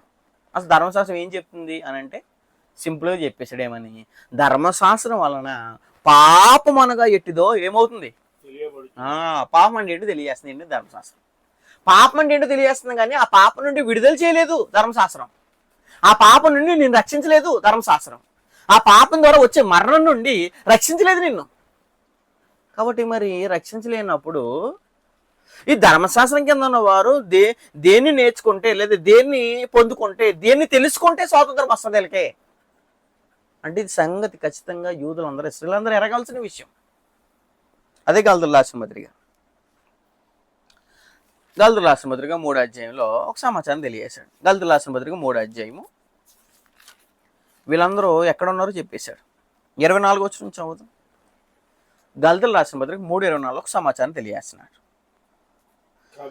కాబట్టి మన విశ్వాసం వలన, అంటే ధర్మశాస్త్రము నేను నీతిమంతుడు చేయలేదు, ధర్మశాస్త్రం నేను ఏం చేయలేదు, రక్షించలేదు, ధర్మశాస్త్రం నేను ఏం చేయలేదు, బానిసత్వం నుండి బయటికి రప్పించలేదు. అందుకోసం ఏం మాట్లాడేశాడు అక్కడ, విశ్వాసం వలన నీతిమంతులను తెచ్చుకున్నట్లు క్రీస్తుని వద్దకు మనలను అంటే ఎవరిని, మనల్ని కాదు, ఎవరిని, ఇశ్రాయేల్. కాబట్టి ఇశ్రాయేల్ రక్షించబడాలంటే వీళ్ళు వెళ్ళాల్సింది ఎవరి దగ్గరికి అంటే క్రీస్తు దగ్గరికి, ధర్మశాస్త్రం దగ్గరికి కాదు. ధర్మశాస్త్రం దగ్గరికి వెళ్తే ధర్మశాస్త్రం నుంచి బయటికి రాకపోతే కనుక, ఆ కాడి కింద మీరు ఉంటే కనుక మీరేం చేయవాలంటే దేవుని దృష్టికి నీతిమంతులు కాలేరు, రక్షించబడలేరు. అందుకోసమే క్రీస్తుని వద్దకు నడిపించకుండా ధర్మశాస్త్రం ఏమైందంటే బాలశిక్ష అంటే అది ఏమైందంటే కొంతవరకు ఉపయోగపడింది, పాపం అంటే ఏంటి తెలియజేసింది అలాగంతే. కానీ ఆ పాపం నుండి ఏం చేయలేకపోయిందంటే విడిపించలేకపోయింది ధర్మశాస్త్రం. ఇలా విడిపించలేదు కాబట్టి దేవుడు అన్ని జనుల కోసం ప్రభువైన యేసుక్రీస్తుని ఎలా అయితే భూమి మీద పంపించాడు, అదే ప్రభువైన యేసుక్రీస్తుని భూలోకానికి పంపించడానికి గల మరొక కారణం ఏంటంటే కనుక అదే ప్రభువైన యేసుక్రీస్తు భూమి మీదకి వచ్చి వీళ్ళ నెరవేర్చలేని ధర్మశాస్త్రాన్ని నెరవేర్చి శాపము ఉన్న ధర్మశాస్త్రాన్ని తీసివేసి ఆయన ఏమైపోయాడంటే వీళ్ళు రక్షించబడడం కోసం, అంటే వీళ్ళకి మరొక ప్లానింగ్, అంటే వీళ్ళు రక్షించబడాలంటే నీతిమంతులు అవ్వాలంటే ఇంకా అవకాశం లేదు కాబట్టి ప్రభువైన యేసుక్రీస్తు భూమి మీదకి వచ్చి ధర్మశాస్త్రం పూర్తిగా పాటించి ఆయనే ఇశ్రాయేల్ కొరకు ఏమైపోయాడంటే శాపంగా మారిపోయాడు. చదువు ఒకసారి ఆ మాటని. ఎందుకంటే పాత నిబంధన ఇశ్రాయేల్ ఏం చేయలేదంటే శాపం నుండి విమోచించలేకపోయింది, పాపం నుండి రక్షించలేకపోయింది. కాబట్టి గలతీయులకు రాసిన పత్రిక 3లో చెప్తున్నాడు, 3:13. గలతీయులకు రాసిన పత్రిక 3వ అధ్యాయము 13వ వచనం చదువుతాం. గలతీయులకు రాసిన పత్రిక 3:13 ఒక సమాచారం తెలియజేస్తున్నాడు. 3:13 ఆత్మను కూర్చున్న వాగ్దానం విశ్వాసం మనకు లభించినట్లు అబ్రహాము పొందిన ఆశీర్వచనము. అబ్రహాం ఏం పొందాడంట, ఆశీర్వచనం పొందాడంట. అబ్రహాం పొందిన ఆశీర్వచనము క్రీస్తు యేసు వారి ద్వారా అన్యజనులకు కలుగుటకు. అబ్రహాం ద్వారా పొందిన ఆశీర్వచనము క్రీస్తు యేసు ద్వారా అన్యజనులకు కలగాలి, అన్యజనుల్ని రక్షించి విమోచన పథకం చూసాం మనం మొదట్లో. అయితే క్రీస్తు యేసు ద్వారా అన్యజనులకు కలుగుటకి క్రీస్తు మన కోసం శాపమే, అంటే మన కోసం అంటే ఎవరికంటే యూదుల కోసం శాపం అయిపోయాడు. వాళ్ళ కోసం బలైపోతే అన్యజనుల కోసము యూదుల కోసం ఏమైపోయాడు అంటే శాపంగా మారిపోయాడు. అంటే శాపంగా ఉన్న ధర్మశాస్త్రాన్ని తీసేయాలంటే ఈయన శాపంగా మారిపోవాలి. ఈయన శాపంగా మారిపోయాలంటే ధర్మశాస్త్రం ఏం చేయాలి, పూర్తిగా నెరవేర్చకపోతే ధర్మశాస్త్రం కింద యూదులందరూ ఇశ్రాయేలీయులందరూ ఇంకా దేని కింద ఉన్నట్టు, దాస్యత్వం కింద ఉన్నట్టు, వాళ్ళకి ఇంకే ఏం రాలేనట్టు, స్వతంత్రం రాలేనట్టు. ఈ సంగతి ఖచ్చితంగా చాలా జాగ్రత్తగా ఎరగవలసిన విశేషమైన సంగతి. క్రీస్తు మన కోసం శాపమై, ఫుట్నోట్లో 2 అనేసి మూల భాషలు అనేసి ఏమన్నాడు, ఆయన ఏమైపోయాడంటే శాపగ్రహి అయి అన్నాడు. అంటే ప్రభువైన యేసుక్రీస్తు వారు ఇశ్రాయేలు కోసం యూదుల కోసం ఏమైపోయాడు, శాపగ్రస్తుడు అయిపోయాడు. శాపగ్రస్తుడై శాపమై మనల్ని ధర్మశాస్త్రం యొక్క శాపము నుండి ఏం చేశాడు, విమోచించును అని చెప్పేశాడు. కాబట్టి మ్రాను మీద వేలాడి పడివాడు ప్రభువైన యేసుక్రీస్తు ఎక్కడ వేలబడ్డాడు, శిలువ మీద వేలాడాడు. కాబట్టి శిలువ మీద వేలాడబడిన వాడు ఎవరు, ప్రతి వాడు శాపగ్రస్తుడని రాయబడింది, ధర్మశాస్త్రం రాయబడింది, పాతంలో రాయబడింది. కాబట్టి రాయిగా ఉంది కాబట్టి ప్రభువైన యేసుక్రీస్తు వారు సిలువెక్కింది మరొక కారణం యూదుల గురించి, ఇశ్రాయేల్ గురించి అయితే ఇశ్రాయేల్ ధర్మశాస్త్రం నుంచి బయటికి రప్పించాలి, కాడి నుంచి బయటికి తీసుకురావాలి, బానిసత్వం నుంచి బయటికి రప్పించాలి.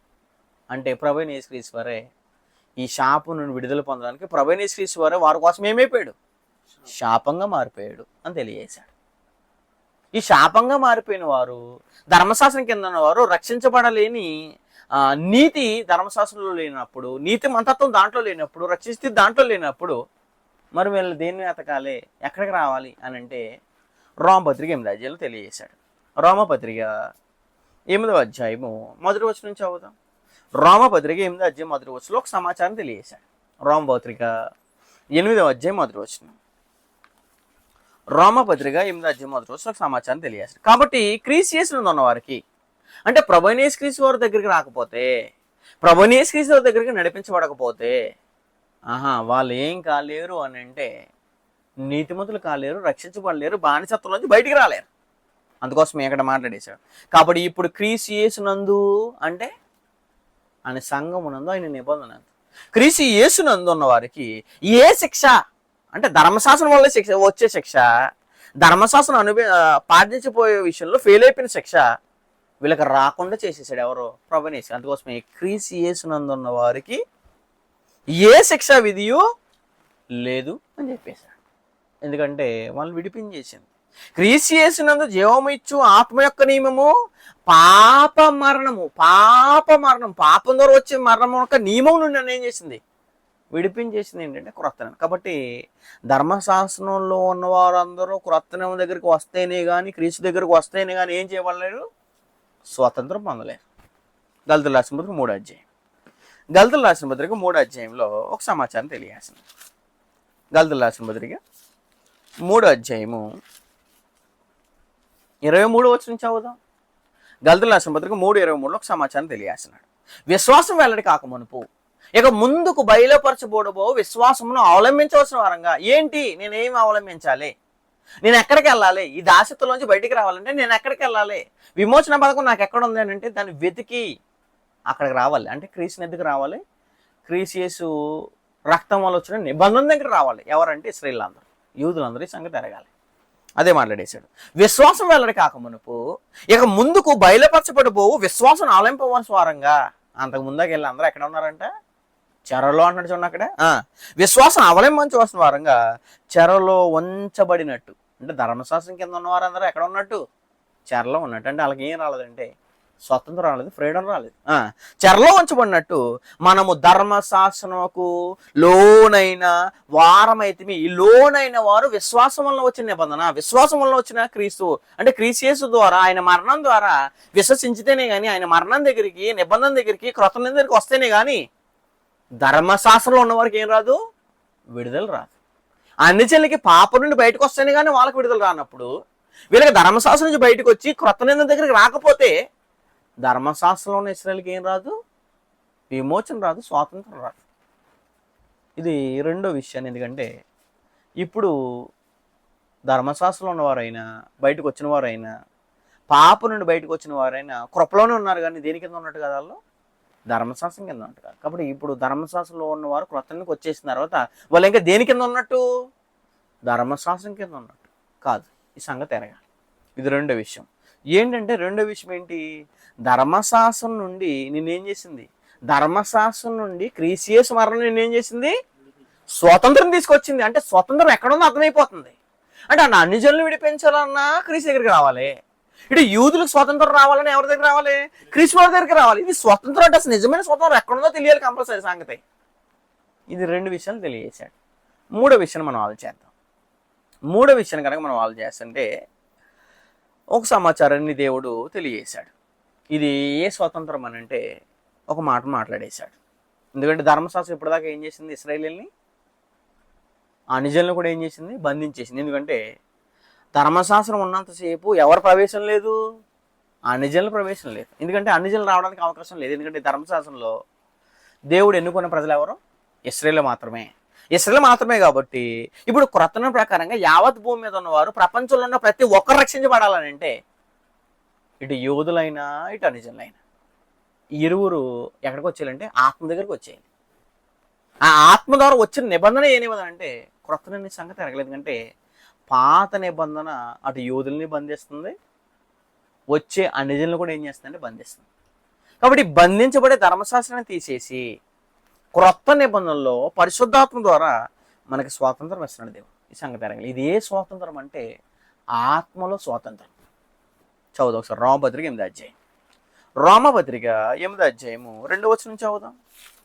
రోమపత్రిక 8వ అధ్యాయం 2వ వచనం. రోమపత్రిక 8వ అధ్యాయం 2వ వచనంలో ఒక సమాచారం తెలియజేశాడు. మొదటి వచనం కూడా ఇందాక చదివాం కదా మనం. కాబట్టి క్రీస్తు యేసునందు వరకు ఏ శిక్ష విధి లేదు మాట్లాడుతూ అక్కడ మాట్లాడేశాడు. క్రీస్తు యేసునందు జీవమునిచ్చు ఆత్మ యొక్క నియమం. ఏ నియమం ఇది? పాత నియమం కాదు, ధర్మశాస్త్ర నియమం కాదు. ధర్మశాస్త్రం నిన్ను ఆ దాస్యత్వంలో ఉంచితే లేదా బందీగా ఉంచితే కొత్త నిన్ను ఏం చేసింది? బందీగా ఉన్న వాడికి విడుదల చేసింది. క్రొత్తను అంటే బందీ అనే సంఖ్యలతో దాస్యత్వంలో ఉంటే క్రొత్తను వచ్చి ఇలాంటి ప్రజలు ఉన్న వారికి అన్యజనులకైనా యూదులకైనా ఏం చేసింది? విడుదల చేసింది. అదే అన్నాడు అక్కడ, జీవమునిచ్చు ఆత్మ యొక్క నియమం. ఏ నియమం ఇది? జీవము అంటే చచ్చిపోయిన నిన్ను, ఆత్మీయంగా మరణించిన నిన్ను మరలా ఏం చేస్తుంది? బ్రతికిస్తుంది, జీవింపజేస్తుంది, దాస్యత్వం నుంచి బయటికి తీసుకొస్తుంది. ఎఫెసీయులకు రాసిన పత్రిక 2:1. ఎఫెసీయులకు రాసిన పత్రిక 2:1లో సమాచారం తెలియజేశాడు. ఎఫెసీయులకు రాసిన పత్రిక 2వ అధ్యాయం 1వ వచనం. మరి అపరాధం చేతను పాపం చేతను మీరు చచ్చిన వారే ఉండగా, చచ్చిపోయిన వాళ్ళు ఏం చేయాలి? బతికించాలి. మరి బతికించాలంటే ఏం చేయాలి? క్రీస్తువు రావాలి. క్రీస్తువు వచ్చి ఏం చేయాలి? యథార్థంగా బ్రతికి, నిష్కలంకంగా బ్రతికి, మరణం పెట్టి ఆ మరణాన్ని యావత్ మానవులకి ఒలికిస్తే ఆ మరణములో క్రొత్త నియమాన్ని ఎవరైతే వెతికారో వాళ్ళకి స్వాతంత్రం. అదే అన్నాడు అక్కడ. ఏమని? ఆయన మిమ్మును క్రీస్తుతో కూడా ఏం చేసను? బ్రతికించను. చచ్చిపోయిన వారిని బ్రతికించాలంటే అటు యూదులనైనా ఇటు అన్యజనులైనా ఇరువురిని బ్రతికించేది ఏ నిబంధన అంటే క్రొత్త నిబంధన. అదే ఆత్మ, ఆ జీవమునిచ్చు ఆత్మ యొక్క నియమం అని చెప్పేశాడు. రోమపత్రిక 8:2. రోమపత్రిక 8వ అధ్యాయము 2వ వచనం చదువు. 8:2లో ఒక సమాచారం తెలియజేస్తాను. ఏమని? క్రీస్తు యేసునందు అంటే ఆయన క్రొత్తనం లేకపోతే, ఆయన మరణం లేకపోతే అసలు నువ్వు జీవించడానికి ఏం లేదు. చచ్చిపోయి నీవు జీవించడానికి ఏం లేదు, ఆ అవకాశం లేదు. జీవమునిచ్చే ఆత్మ యొక్క నియమము అంటే నేను ఏం చేస్తుందంటే జీవింప చేస్తుంది. చచ్చిపోయి నీవు జీవనం కోల్పోయి నీవు పాపం చేయడం ద్వారా జీవనం కోల్పోయారుగా చాలా మంది. ఆ మాట ఎక్కడ ఉంది? ఎఫెసీయులకు రాసిన పత్రిక 4వ అధ్యాయం. ఎఫెసీయులకు రాసిన పత్రిక 4వ అధ్యాయంలో ఇటు యూదులైన అన్యజనులైన పాపం చేయడం ద్వారా ఏమవుతుంది అంటే కనుక జీవం నుంచి వేరైపోతారు. జీవం నుంచి వేరైపోతే దేవుడి నుంచి వేరైపోతారు. 4వ అధ్యాయం 18వ వచనం. 4:18లో 15 నుంచి కూడా చదువుదాం. ఎఫెసీయులకు రాసిన పత్రిక 4:17-18. కాబట్టి అన్ని జనులు నడుచుకున్నట్లు. ఎవరు నడుచుకున్నట్లు? అన్యజనులు. అన్యజనులు ఎలా నడుతున్నారు?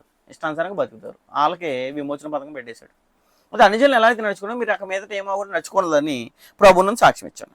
వారైతే అంధకారమైన మనసు గల అంటే చీకటి మనసు గల వారై తమ హృదయ కాఠిన్యం వలన తమలోనున్న అజ్ఞానం చేత అది అండర్లైన్ చేసుకోండి, దేవుని వలన కలుగు జీవములో నుండి అంటే దేవుడు జీవం ఇచ్చాడు. జీవం నువ్వు ఎప్పుడు కోల్పోయావు అంటే పాపం చేయడం ద్వారా కోల్పోయావు. మరి కోల్పోయిన నీవు, చచ్చిపోయిన నీవు, దాస్యత్వంలో ఉన్నావు, బందీగా ఉన్నావు, సంఖ్యలతో నీవు విడిపించబడాలంటే నీకు ఒక నియమం కావాలి. ఆ నియమమే ఏ నియమం అంటే ఆత్మ యొక్క. ఏ ఆత్మ యొక్క నియమము? జీవమునిచ్చు ఆత్మ యొక్క నియమం. అదే క్రొత్త నిబంధన. ఆ క్రొత్త నిబంధన దగ్గరికి ఇటు యూదులైనా అన్యజనులైనా రాకపోతే వాళ్ళు బ్రతకలేరు, సంఖ్యలతోనే ఉంటారు, బందీగానే ఉంటారు, దాస్యతలో ఉంటారు. కానీ వాడికి విడుదల, విమోచన అనేది కలగదు. ఈ సంగతి ఖచ్చితంగా ఎరగాలండి మనం. రోమపత్రిక 8:2. రోమపత్రిక 8:2 అంటే చూడండి అక్కడ 8వ అధ్యాయము 2వ వచనం. 8:2లో దేవుడు ఒక సమాచారం. ఏమని? క్రీస్తు యేసునందు జీవమునిచ్చే ఆత్మ యొక్క నియమము పాప మరణముల నియమం నుండి. ఏమేమి ఇప్పటిదాకా నేను ఏలుబడి చేసింది, నేను దాసత్వం ఉంచింది ఏ నియమం? పాప మరణముల నియమం. పాప మరణముల నియమం నుండి ధర్మశాస్త్రం విడుదల చేయలేకపోయింది. కాబట్టి అటు యూదులకైనా అన్యజనులకైనా ఈ పాప మరణంలోని నియమం నుండి నేను విడిపించాలంటే ఒక నియమం కావాలి నీకు. ఆ నియమమే జీవమునిచ్చు ఆత్మ యొక్క నియమం. అదే అన్నాడు అక్కడ. పాప మరణముల నుండి నన్ను ఏం చేసాను? విడిపించను అంటే విడుదల చేసాను. స్వాతంత్రం వచ్చింది ఏందో అంటే యావత్ భూమి మీద ఉన్న ప్రజలందరికీ అటు యూదులకైనా అన్యజనులకైనా ఎవరికైనా స్వతంత్రం వచ్చింది దేని ద్వారా అంటే క్రీస్తునందు అనగా క్రీస్తు యేసు రక్తం వల్ల వచ్చిన నిబంధన ద్వారా స్వాతంత్రం వచ్చిందే కానీ, ఆ నిబంధన ద్వారా విడుదల వచ్చిందే కానీ మరి ఏ నిబంధన ద్వారా నీకేం రాదంటే విడుదల రాదు. అందుకోసం కిందకి ఏమన్నాడు చూడండి అక్కడ, ఎట్లనగా ధర్మశాస్త్రము దేని నుండి, పాప మరణం నుండి ధర్మశాస్త్రం ఒక వ్యక్తిని ఏం చేయలేదు, విడిపించలేదు, బయటికి తీసుకురాలేదు. అందుకోసమే ఎట్లనగా ధర్మశాస్త్రము దేనిని చేయజాలకపోయినో దానిని దేవుడు చేశాను. అంటే ధర్మశాస్త్రం నిన్ను స్వాతంత్రం తీసుకురాలేదు. ధర్మశాస్త్రం కింద ఉంటే, ధర్మశాస్త్రం ఒకవేళ అనుసరించినా సరే నీకు స్వాతంత్రం రాదు. స్వతంత్రం వచ్చేది క్రొత్తనైనా ఆత్మ యొక్క నియమం అని చెప్పేశాడు. కాబట్టి ఇదే మనం పొందుకున్నాం. ఏంటిది ఇది? క్రీస్తులో మనకు లభించిన నిజమైన స్వాతంత్రం ఎక్కడ ఉంది? క్రొత్తనలో ఉంది. అదే అన్నాడు అక్కడ. అదే మనకి ఏం చేశాడంటే తెలియజేశాడు. కాబట్టి క్రీస్తులో మనకు లభించిన స్వాతంత్రము చాలా బాహ్యమైందండి. అంటే ఇది బాహ్యమైంది కాదు, ఎలాంటిది? ఆత్మ సంబంధమైంది. ఈ సంగతి ఎరగాలి. కొరింథీయులకు రాసిన రెండో పత్రిక. కాబట్టి క్రీస్తు ప్రభువు మనకు అనుగ్రహించిన స్వాతంత్రము భౌతిక సంబంధం కాదు, బాహ్యమైంది కాదు. కొరింథీయులకు రాసిన రెండో పత్రిక 3:17 ఒక సమాచారం తెలియజేశాడు. ఏమని? ప్రభువే ఆత్మ. ఏమన్నాడు అక్కడ? ప్రభువే ఎవరంట? ఆత్మ. ప్రభువే ఆత్మ. ప్రభు ఆత్మ ఎక్కడ ఉండునో అక్కడ ఏముంటదంట? స్వాతంత్రం ఉండును అన్నాడు. స్వాతంత్రం ఎక్కడ ఉంటుంది? ప్రభు ఆత్మ దగ్గర ఉంటుంది. మరి ప్రభు ఆత్మ ఎప్పుడు పొందుకోగలం మనం? క్రీస్తులోనికి బాప్తిజం పొందిన తర్వాత పొందుకోగలం. ఎందుకంటే అపొస్తలుల 2:38 ఏమంటాడు? 37లో వాళ్ళు మారుమనసు పొందితే 38లో మేము ఏమీ చేయలేని అడిగితే ఎవరు ఏమంటారు? పేతురు, మీరు మారుమనసు పొంది పాపక్షమతో ప్రతివాడు యేసుక్రీస్తుని ఏం పొందాలి? అంటే బాప్తిజం పొందకపోతే, బాప్తిజం పొంది క్రొత్తలోకి రాకపోతే, క్రొత్త దగ్గరికి వచ్చి ఆ సువార్తను విని బాప్తిజం పొంది రక్షించబడకపోతే ఆ వ్యక్తి క్రొత్త నియమంలోకి రాలేడు. క్రొత్త నియమంలోకి రాకపోతే ఆ వ్యక్తికి ఏం లాభం? స్వతంత్రం రాలేనట్టు. కాబట్టి మీరు ఆత్మ దగ్గరికి వచ్చేయాలన్నాడు అక్కడ. ప్రభువే ఆత్మ. ప్రభు యొక్క ఆత్మ ఎక్కడుండునో అక్కడ ఏముండును? స్వాతంత్రం ఉండును అని చెప్పేశాడు. కాబట్టి ప్రభు ఆత్మ ఎక్కడుంది అని అంటే, ప్రభు ఆత్మ అంటే ఎక్కడుంది? క్రొత్తనమనే ప్రభు ఆత్మ. ఎందుకంటే ఆత్మ వల్ల వచ్చిన నియమమే క్రొత్త నిబంధన. అదే 3వ అధ్యాయంలో ఒక మాట్లాడేశాడు.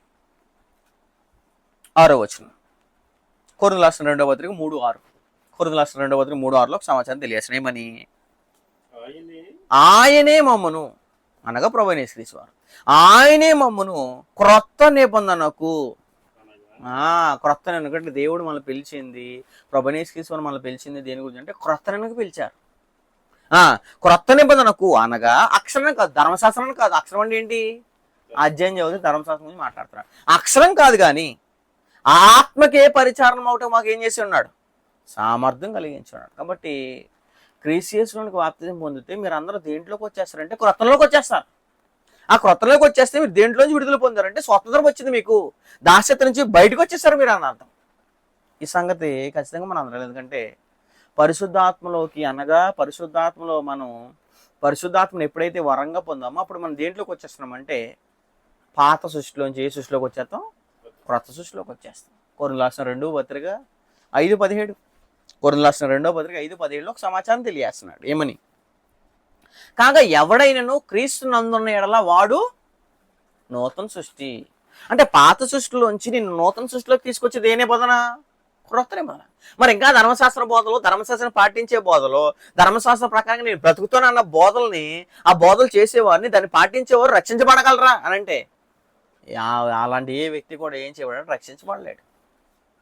కాగా ఎవడైనా క్రీస్తునందున్న ఎడల వాడు నూతన సృష్టి, పాతవి గతించును. ఇదిగో ఏమైపోయింది? పాతం అంతా ఏమైపోయిందంట?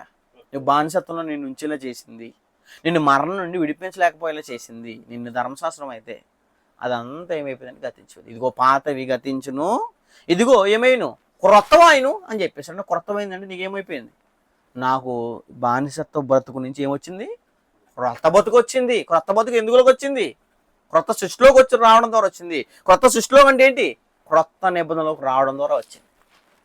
కాబట్టి ఇది ఏ స్వాతంత్రం అంటే ఆత్మలో నుండి ఆత్మలోకి వచ్చే స్వాతంత్రం. ఈ సంగతి మనం ఎరగవలసిన విషయం. కాబట్టి పరిశుద్ధాత్మ నిజంగా కనుక మనల్ని నడిపిస్తే మనం ఎలా ఉంటామో చెప్పేశాడు. గలతీయులకు రాసిన పత్రిక 5:16. గలతీయులకు రాసిన పత్రిక 5వ అధ్యాయము 16 వచనం చదువుదాం. 5:16 ఒక సమాచారం తెలియజేస్తున్నాడు. మీరు ఆత్మ చేత నడిపింపబడిన యెడల దేని చేత నడవాలి? ఇక నుంచి అంటే క్రొత్త ప్రకారంగా నడవాలి, క్రొత్త ప్రకారంగా జీవించాలి. పాతన ప్రకారంగా కాదు, ధర్మశాస్త్ర ప్రకారంగా కాదు, 66 పుస్తకాల ప్రకారంగా కాదు. దేని ప్రకారంగా నడవాలంటే క్రొత్త ప్రకారంగా నడవాలి. అదే అంటున్నాడు అక్కడ. ఏమని? మీరు ఆత్మ చేత నడిపింపబడిన యెడల ధర్మశాస్త్రంకు ఏమైన వారు కాదు, లోనే అంటే క్రొత్త ప్రకారంగా మీరు బ్రతికితే దేనికి లోనైన వారు కాదు, ధర్మశాస్త్రం లోనైన వారు. ధర్మశాస్త్రం లోన్ అవ్వకపోవడమే బెటర్. ఎందుకంటే లోన్ అయితే ఏం లేదు, మళ్ళీ మనకు విడుదల దక్కదు. కాబట్టి ధర్మశాస్త్రం లోన్ అవ్వకుండా బ్రతకడమే ఎలా బ్రతుకున్నట్టు? క్రొత్త నియమం ప్రకారంగా బ్రతికినట్టు. కాబట్టి క్రొత్త నియమం ప్రకారంగా బ్రతికితే మనము దేన్ని నెరవేర్చమంటే కిందకి మాట్లాడేశాడు. శరీర కార్యములు ఏమై ఉన్నాయి? స్పష్టం. అంటే శరీర కార్యములు అంతా దేనికి సంబంధించిన?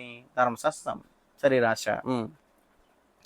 అవి అనగా జారత్వం, అపవిత్రత, కాముకత్వం, విగ్రహారాధన, అభిచారము, ద్వేషము, కలహము, మత్సరములు, క్రోధములు, కక్షలు, భేదములు, విమతలు, అసూయలు, మత్తతులు, అల్లరితో కూడిన ఆటపాటలు మొదలైన వాటి వీటిని గురించి నేను మునుపు చెప్పిన ప్రకారము ఇట్టి వాటిని చేయవారు దేవుని రాజ్యం స్వతంత్రించుకున్నారని మీతో స్పష్టంగా చెప్పుచున్నాను. ఎందుకంటే ఇలా ఎవరైతే బ్రతుకుతున్నారో అంటే బాప్తిజం పొంది పరిశుద్ధాత్మను పొందిన తర్వాత ఇలా ఎవరైతే బ్రతుకుతున్నారో వాళ్ళు ఎవరి చేత నడిపించబట్టలేదంటే ఆత్మచేత నడిపించబట్టలేదు.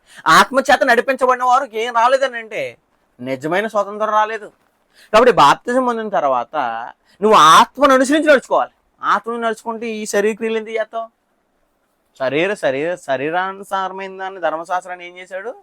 దేవుడు తీసేశాడు. ఎందుకంటే ఆ కార్యక్రమాలకు ఏం లేదంటే వాళ్ళకి పాపం చేస్తారు, బలి అర్పిస్తారు, పాపం చేస్తారు, బలి అర్పిస్తారు. ధర్మశాస్త్రం తీసేసిన తర్వాత మళ్ళీ క్రీస్తు బాప్తిజం పొందిన వారు శరీర క్రియలు చేయకూడదు. శరీర క్రియలు చేస్తే కనుక మీకు నిజంగా ఇప్పటికీ చాలామంది బాప్తిజం పొందిన వారికి కూడా ఎప్పటికీ ఏం రాలేదంటే స్వతంత్రం రాలేదు.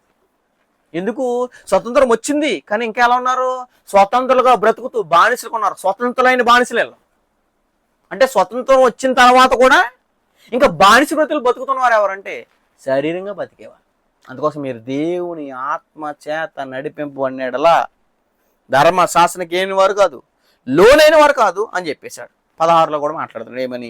నేను చెప్పుదేమనగా ఆత్మానుసారంగా అంటే క్రొత్తనం ప్రకారంగా మీరు బ్రతికితే, క్రొత్తను అనుసరించి మీరు బ్రతికితే ఇంక శరీరేచ్ఛను ఎందుకు నెరవేర్తారు? అది మాట్లాడుతున్నాక నేను చెప్పుదేమనగా ఆత్మానుసారంగా నడుచుకొనుడి, అప్పుడు మీరు ఏం చేయరు?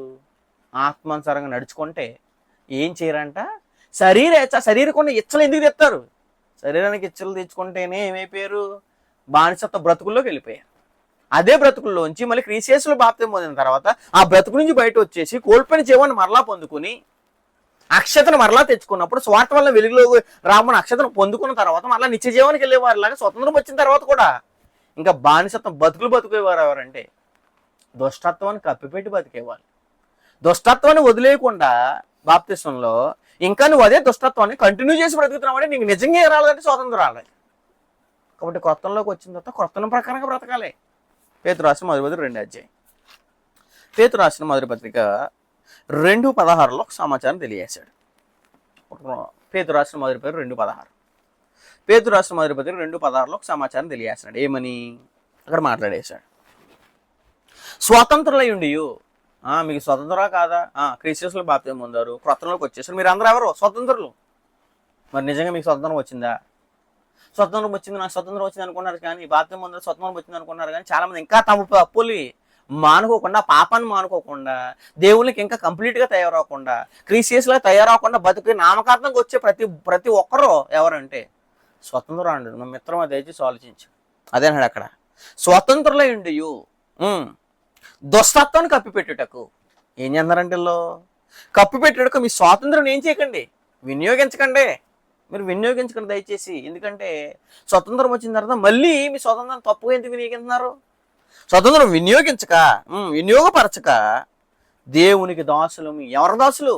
గతంలో అపవాదికి దోషల వల్ల, పాపానికి దోషం వల్ల, ధర్మశాస్త్రం దోషం వల్ల, ధర్మశాస్త్రం లోపడం వల్ల, పాపంలో లోపడం వల్ల మళ్ళీ నువ్వు చెరలోకి వెళ్ళిపోతే, దాసత్వంలోకి వెళ్ళిపోతే క్రీస్తు నీ కోసం పాపం ఆయన మరణించి సమాచారం 3వ దినం తెలియబడిన తర్వాత నిన్ను క్రీస్తు మరణలోకి పాల్పం పొందేలా చేస్తే నువ్వు మళ్ళీ వచ్చి స్వతంత్రం వచ్చిన తర్వాత కూడా బానిసలుగా బ్రతుకుతున్నారా?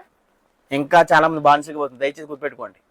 బాప్తిజం పొందిన తర్వాత ఇంకా నీ పాపాలు వదలకుండా రహస్య పాపాలు కానీ, సీక్రెట్ పాపాలు కానీ, ఎవరో తెలియకుండా పాపాలు చేస్తాను అనుకుని సీక్రెట్గా నీ దేహంతో కానీ అసలు బాప్తిజం పొందిన తర్వాత నీ శరీరంతో తప్పు చేస్తే నువ్వు స్వతంత్రుడైన బానిస.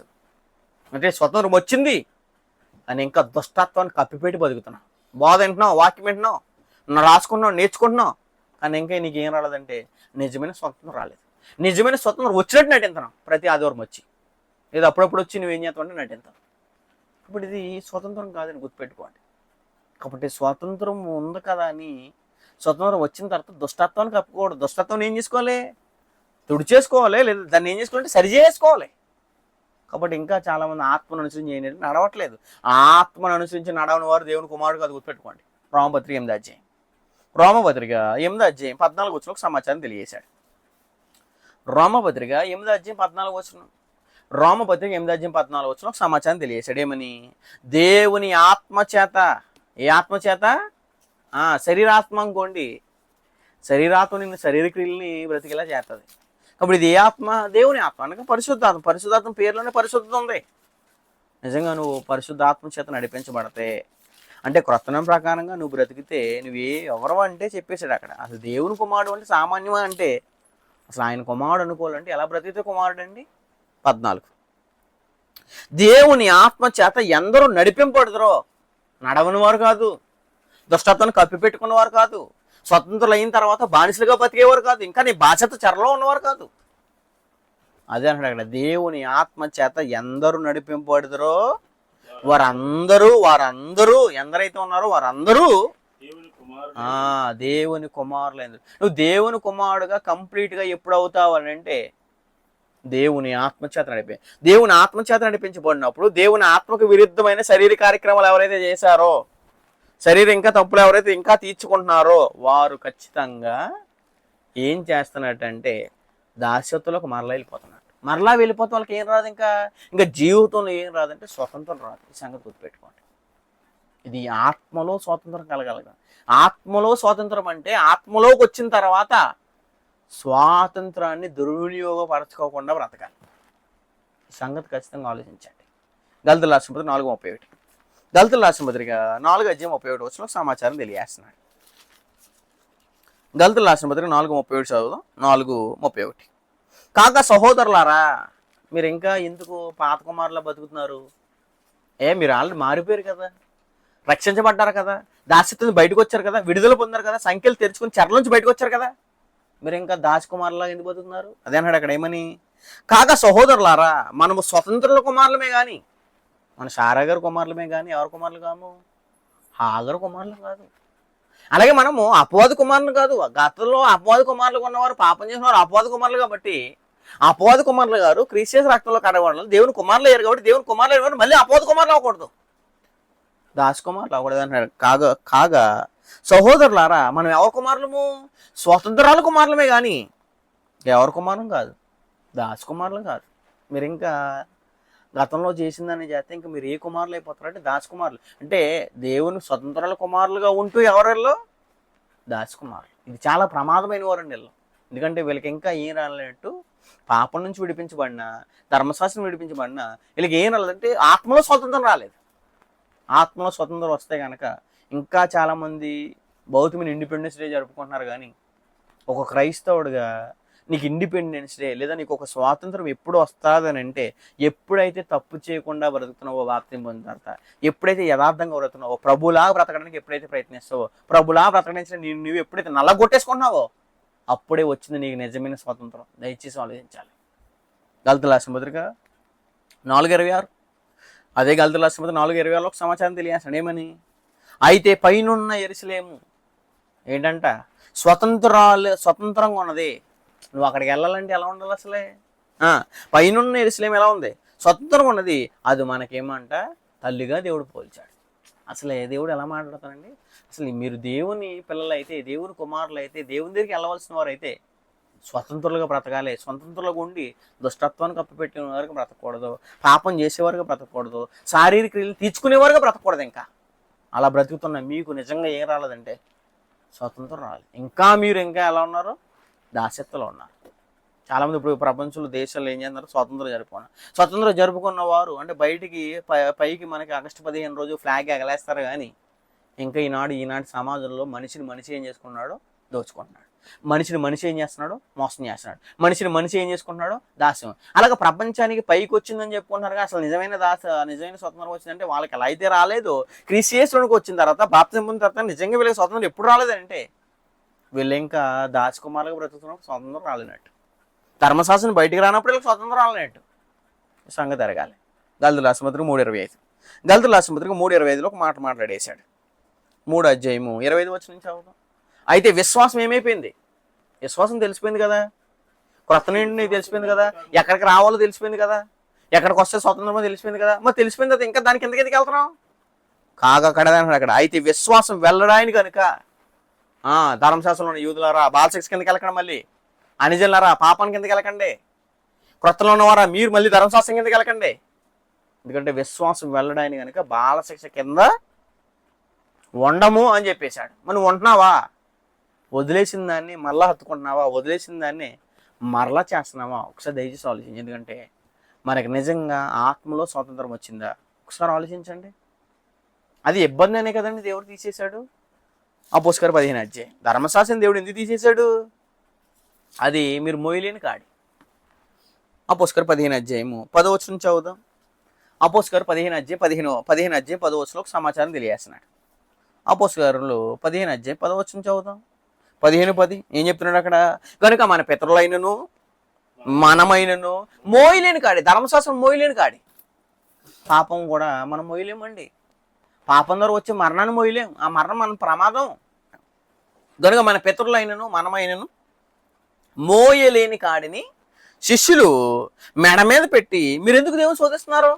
మళ్ళీ మీరు నిజంగా దేవుని చాలా మంది శోధిస్తున్నారండి ఇప్పటికీ కూడా. ఎలాగంటే ఆయన తీసేసిన కాడిని, ధర్మశాస్త్రం అనే కాడిని, పాపం అనే కాడిని తీసేసినప్పుడు నేను దాన్ని మోస్తాను, నేను దాని కింద ఉంటాను, నాకు స్వతంత్రం వద్దు అని అనుకునేవారు అందరూ అసలు ఎవరు అని అంటే దేవుని శోధించిన వారు ఏమైపోయారు అన్నాడు? సర్పాల చేత నాశనం అయిపోయారు. చూడండి ఆ మాట, కొరింథీయుల రాసిన మొదటి పత్రిక. దేవుని శోధించడం ఎంత ప్రమాదం అండి. మనిషిని శోధించనే ప్రమాదం అయిపోతుంది ఇప్పుడు పరిస్థితి. అలాంటి దేవుని శోధించే పరిస్థితి ఏంటి? కొరింథీయుల రాసిన మొదటి పత్రిక 9 చదువుతాం. కొరింథీయుల రాసిన మొదటి పత్రిక 10:9. మనము ప్రభువుని, తండ్రి దేవుని శోధించకూడదు, ప్రభువుని యేసుక్రీస్తుని శోధించుకోవాలి. మనము ప్రభువుని శోధింపక ఎందుము? వారిలో కొందరు శోధించి ఏమైపోయారంట? సర్పాన్ని వల్ల నశించిపోయారు. అంటే ఇశ్రాయేలు అందరూ రాలిపోవడానికి గల కారణం ఏంటంటే దేవుని శోధించారు. దేవుని శోధించడం అంటే మీరు మొయ్యలేరు అని నేను తీసేస్తంటే, దేవుడు తీసేసండి, ప్రభువుని యేసుక్రీస్తు తీసేస్తంటే నేను మళ్ళీ అదే మోస్తాను, నేను మళ్ళీ అదే పాపాన్ని మోస్తాను, మళ్ళీ అదే ధర్మశాస్త్రం మోస్తానంటే మోయలేని కాడి వల్ల మీరు ధర్మశాస్త్రంలో దాస్యత్వంలో ఉన్నారు కాబట్టి అదే తీసేస్తే, అది దాని నుంచి ఫ్రీడమ్ మీకు వచ్చేస్తే, దాని నుంచి విడుదల మీకు ఇచ్చేసిన తర్వాత మళ్ళీ దానికి కిందకి మీరు వెళ్ళకూడదు సుమా. ఎందుకంటే నిజంగా మీకు ఆత్మలో స్వాతంత్రం వచ్చిందా మీరు పరిశీలన చేసుకోండి. ఇండిపెండెన్స్ డే, భౌతికమైన ఇండిపెండెన్స్ డే జరుపుని మీరు నిజంగా మీకు ఆత్మీయ ఇండిపెండెన్స్ లేదా ఆత్మీయ స్వతంత్రం మీకు వచ్చిందా ఒకసారి ఆలోచించుకోండి.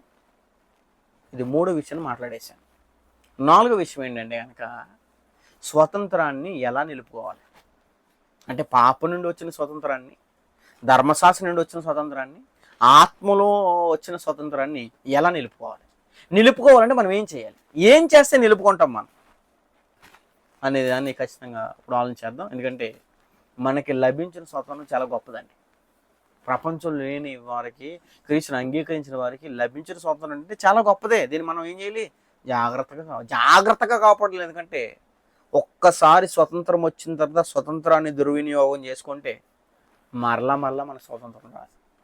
ఇవన్నీ అసలు ఎన్ని కార్యక్రమాలు చేసినా, ఎన్ని పనులు చేసినా పొందుకున్న స్వాతంత్రాన్ని దుర్వినియోగపరుచుకుంటే, నిలబడి నువ్వు ఉండకపోతే, కాపాడుకోపోతే, నువ్వు ఖచ్చితంగా జాగ్రత్త లేకపోతే ఖచ్చితంగా మళ్ళీ స్వాతంత్రం రావడానికి ఏముండదు, అవకాశం ఉండదు.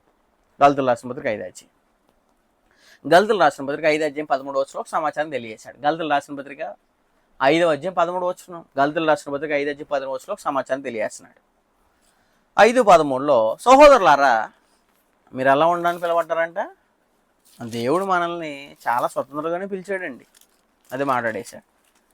ఎందుకంటే పుట్టినప్పటి నుంచి కూడా ఏ మనిషికి ఇది చేయకూడదు చూడని ఉందా? లేదు. కాబట్టి అలా చేయడం వల్ల వాళ్ళు అలా అయిపోతే మళ్ళీ ప్రణాళిక పెట్టి మళ్ళీ రక్షితే దేవుడు ఏమంటాడు చూడండి, రక్షించిన తర్వాత సహోదరులారా మీరు స్వతంత్రంగా ఉండటానికే పిలవడ్డారు. ఇప్పుడు స్వతంత్రం ఉంది కదా అని ఈ స్వతంత్రాన్ని ఏం చేసి చాలా మంది అవకాశంగా తీసుకుని ఏం చేస్తారు, నాకు స్వతంత్రం ఉంది కదా మళ్ళీ నేను ఎక్కడికి వెళ్ళిపోతాను, దాస్యంలోకి వెళ్ళిపో. స్వతంత్రం ఉంది అయితే ఒక మాట చెప్తున్నాను గుర్తుపెట్టుకోండి, స్వాతంత్రం ఇచ్చిన దేవుడు ఒక మాట చెప్తున్నాడు ఏమని, సహోదరులారా మీరు స్వతంత్రంలో ఉండడానికి పిలవడ్డారు. అయితే ఒక మాట, మీరు ఆ స్వాతంత్రాన్ని ఏం చేసుకోకూడదంటే స్వాతంత్రాన్ని పాపం చేయడానికి లైసెన్స్ కావాలో దేవుడు గుర్తుపెట్టుకోండి. పాపం చేయడానికి ఇచ్చేయడం అనుకుంటారు చాలామంది. పాపం చేయడానికి లైసెన్స్ కాదు, పాపం చేయడానికి అవకాశం కాదు, అది పాపం నుండి దూరంగా ఉండడానికి స్వతంత్రం ఇచ్చాడు. అదే మాట్లాడేస్తాను ఏమని, సహోదరులారా మీరు స్వతంత్రం ఉండక వెళ్ళబడతారు. అయితే ఒక మాట, ఆ స్వాతంత్రమును శారీరక క్రియలకు అంటే శారీరక క్రియలు చేసిన వల్ల గతంలో చచ్చిపోయారు మీరు గుర్తుపెట్టుకోండి, గతంలో మరణించారు, దాస్యత్వంలో ఉన్నారు. అదే క్రియలు ఇప్పుడు చేశారా, అదే క్రియలు ఇప్పుడు తీర్చుకున్నారా, స్వతంత్రాన్ని కాపాడుకోలేరు, నిలబెట్టుకోలేరు, స్వతంత్రాన్ని ఏం చేసుకుంటారో దుర్వినియోగం చేసుకుంటారో. ఒక్కసారి దుర్వినియోగం చేసుకున్నారా మళ్ళీ దేవుడు మీకు స్వతంత్రం పోవడానికి అవకాశం ఉంది. ఇంకా చాలా మంది ఆ దేవుడిచ్చిన స్వతంత్రాన్ని దుర్వినియోగం చేసుకునేవారు ఎవరంటే శారీరక క్రియలు తీర్చుకునేవారు. అదే మాట్లాడుతున్నాడు అక్కడ ఏమని, శారీరక క్రియలకు హేతువు చేసుకున్నాక ప్రేమ కలిగిన వారే ఒకరినొకడు ఏమైంది దాసులు అండి. క్రొత్తలో ఉన్న ఒకరితో ఒకరు దాసులు కొనండి, కానీ మీరు ఇదేం చేయకండి అంటే శారీరక క్రియలు తీర్చుకోకండి. దేవుడు స్వతంత్రం ఇచ్చేది కదా, లైసెన్స్ ఇది పాపం చేసే పరిస్థితి కాదు. స్వతంత్రం ఇచ్చింది ఎక్కడి నుండి, నిన్ను దూరం చేసింది ఏదైతే ఉందో దానికి దూరంగా ఉండడానికి స్వతంత్రం ఇచ్చాడు గుర్తుపెట్టుకోండి. నిన్ను దూరం చేసిన పాపం అయితే, నేను దూరం చేసిన ధర్మశాస్త్రం అయితే, దానికి దూరంగా బతకడం కోసమే ఒక మనిషికి దేవుడు ఏమి ఇచ్చాడు, స్వతంత్రం ఇచ్చాడు. కానీ మళ్ళీ దాంట్లో చిక్కుకోమని దేవుడు ఏం చేయలేదంటే స్వతంత్రం అవ్వలేదండి. కాబట్టి మీరు ఇంకా ఏదైనా శరీరక్రియలు చేస్తుంటే, ఇంకా శరీర కోరికలు మనసు కోరికలు ఏదైనా తీర్చుకుంటే ఇంకా ఒకరిదే మీకు. ఎందుకంటే అలా తీర్చుకున్న వాళ్ళే కదండి గతంలో మీరు ఎలా అయిపోయారు. ఎఫెసీయుల రాసిన పత్రిక 3:3 ఎఫెసీయుల రాసిన పత్రిక 3:3లో ఒక సమాచారం తెలియజేశాడు. ఇది మునుపు చేసింది, ఇప్పుడు స్వతంత్రం ఇచ్చిన తర్వాత ఇలాంటి కార్యక్రమాలు చేయకూడదు. 3:3 వారితో కలిసి, ఎవరితో కలిసి, లోకంతో కలిసి, ప్రపంచ ధర్మంతో కలిసి, వారితో కలిసి మనమందరము శరీరము యొక్కయు, శరీరం కొన్న కోరికలు వేరు, మనసుకు నచ్చిన కోరికలు, అదే అంటాడు అక్కడ, మనసు యొక్క కోరికలు నెరవేర్చుకొనొచ్చు మన శరీరాశ్రని అనుసరించి మునుపు అన్నాడు. ఒకసారి దయచేసి రాసుకుని మీ ఇంట్లో కూడా, మునుపు చేసిన వాళ్ళు దాసులు అయిపోయాను, మునుపు చేసిన వాళ్ళు నాకు స్వతంత్రం లేదు, మునుపు చేసిన వాళ్ళే నాకు ఇంకేం లేదని నా ఆత్మీయ జీవితంలో నా నిజ జీవితంలో నాకు ఏం రాదని స్వతంత్రం రాలేదు మునుపు చేసిన. మరి అదే ఇప్పుడు రిపీట్ చేస్తే ఆ రిపీట్ చేసిన వాళ్ళ పరిస్థితి ఏమన్నాడు చూడండి అక్కడ, మునుపు ప్రవర్తించచ్చు కడమ అంటే చివరి వారి వలె ఏమన్నారంట, స్వభావ సిద్ధంగా దైవోగ్రతకి పాత్రులమై ఉంటిమి అంటే దైవుని ఉగ్రతకు ఆహుతైపోయేవారు. స్వతంత్రం ఇచ్చిన తర్వాత కూడా దాన్ని దుర్వినియోగం చేసుకునేవారు, కప్పిపెట్టుకుని బతికేవాళ్ళు, లేదా శారీరక హేతువు చేసుకున్నవారు స్వాతంత్రాన్ని, దేవుడిచ్చిన స్వాతంత్రాన్ని ఏం చేయలేరు, కాపాడుకోలేరు గుర్తుపెట్టుకోండి, నిలబెట్టుకోలేరు గుర్తుపెట్టుకోండి. ఇంకా మీరు ఏదైనా బాప్తిసం పొందిన తర్వాత కూడా వాక్యం హెచ్చరించబడుతున్న, వాక్యం నేను గుచ్చుకుంటున్నప్పుడు, వాక్యం నీకు నొచ్చుకునేలా తగులుతున్నప్పుడు ఒకసారి మారలేకపోతున్నావు, ఒకసారి దయచేసి ఆలోచించు. నీలో ఉన్న స్వభావాలు మారట్లేదా, ఇంకా నీలో ఉన్న లోపాలు సరి చేసుకుంటలేదా, దిద్దుకునే స్వభావానికి రావట్లేదా, కంపల్సరీ నువ్వు స్వాతంత్రాన్ని ఏం చేయాలంటే కాపాడుకోలే. అందుకోసమే దేవుడిచ్చిన స్వతంత్రాన్ని కాపాడుకోవాలంటే మనం పాపానికి దూరంగా పారిపోతేనే కానీ దేవుడిచ్చిన స్వతంత్రాన్ని ఏం చేయలేదు, నిలబెట్టుకోలేము గుర్తుపెట్టుకోండి. రోమపత్రిక 6 కాపాడుకోవాలని కొన్ని విషయాలు చేసేయలేండి మనం తెలియజేశాడు. రోమపత్రిక 6 చదువుతాం. రోమపత్రిక 6:6లో ఒక సమాచారం తెలియజేస్తున్నాడు. 6 ఏమనగా మనం ఎక్కనో పాపమునకు దాసులము కాకుంటకు, ఎకను స్వాతంత్రం వచ్చిన తర్వాత ఏలేనగా అదే మాట్లాడుతున్నాడు. ఏమనగా మనం ఎకను పాపమునకు దాసులము, ఎకను అంటే అంతకుముందు ఏమి పాపమునకు దాసులం, ఎకను అంటే రక్షించబడిన తర్వాత, ఎకను పాపమునకు దాసులు కాకుండుటకు పాప శరీరం ఏమైపోయిందంట నిరర్థకమగునట్లు మన ప్రాచీన స్వభావం ఒకటనేసేమన్నాడు చూడండి అక్కడ మూల భాషలో, మీ పురుషుడు నువ్వు చచ్చిపోయావా ఇంకా బతికి తిరుగుతున్నావా, చచ్చిపోయిన మనిషిని, సమాధి చేసిన మనిషిని మళ్ళీ మనం ఎక్కడా చూడం.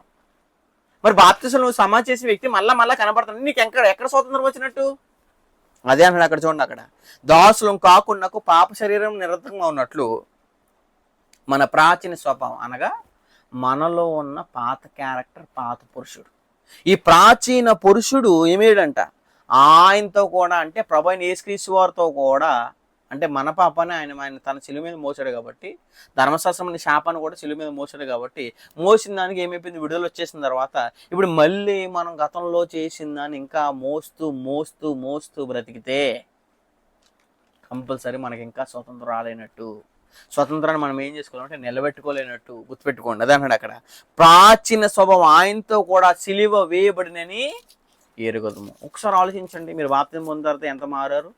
బాప్తిజానికి ముందు ఎలా ఉన్నారు, ఇప్పుడు ఎలా ఉన్నారు? బాప్తిజం ముందు ఏం చేసేవారు, ఇప్పుడు ఏం చేస్తున్నారు? అవే ఇప్పుడు రిపీట్ అవుతున్నాయా? అదే జీవితం ఇప్పుడు కంటిన్యూ అవుతుందా? కంపల్సరీ నీకు ఇంకా స్వతంత్రం రాలేనట్టు. స్వతంత్రాన్ని నువ్వు కన్ను మూసేలోపు ఏం చేసుకున్నాడు అంటే నిలబెట్టుకోలేరు పరలోకం వెళ్తారండి. కాబట్టి స్వతంత్రము ఇచ్చిన తర్వాత దాన్ని దుర్వినియోగపరచుకోకూడదు, కాపాడుకునేలా చేసుకోవాలి. కాపాడుకునేలా చేసేయాలంటే ఏదైతే నాకు స్వతంత్రం రాకుండా చేసిందో, ఏదైతే దేవునికి నాకు దూరంగా చేసిందో అదే నేను వదిలేదు కదా అని అనుకోవాలి. అదే ఫోకస్కి పెట్టి బ్రతకాలండి. పేతురు రాసిన మొదటి పత్రిక 2వ అధ్యాయం 24 వచనం నుంచి చదువుతాం. పేతురు రాసిన మొదటి పత్రిక 2వ అధ్యాయము 24 వచనం నుంచి చదువుతాం.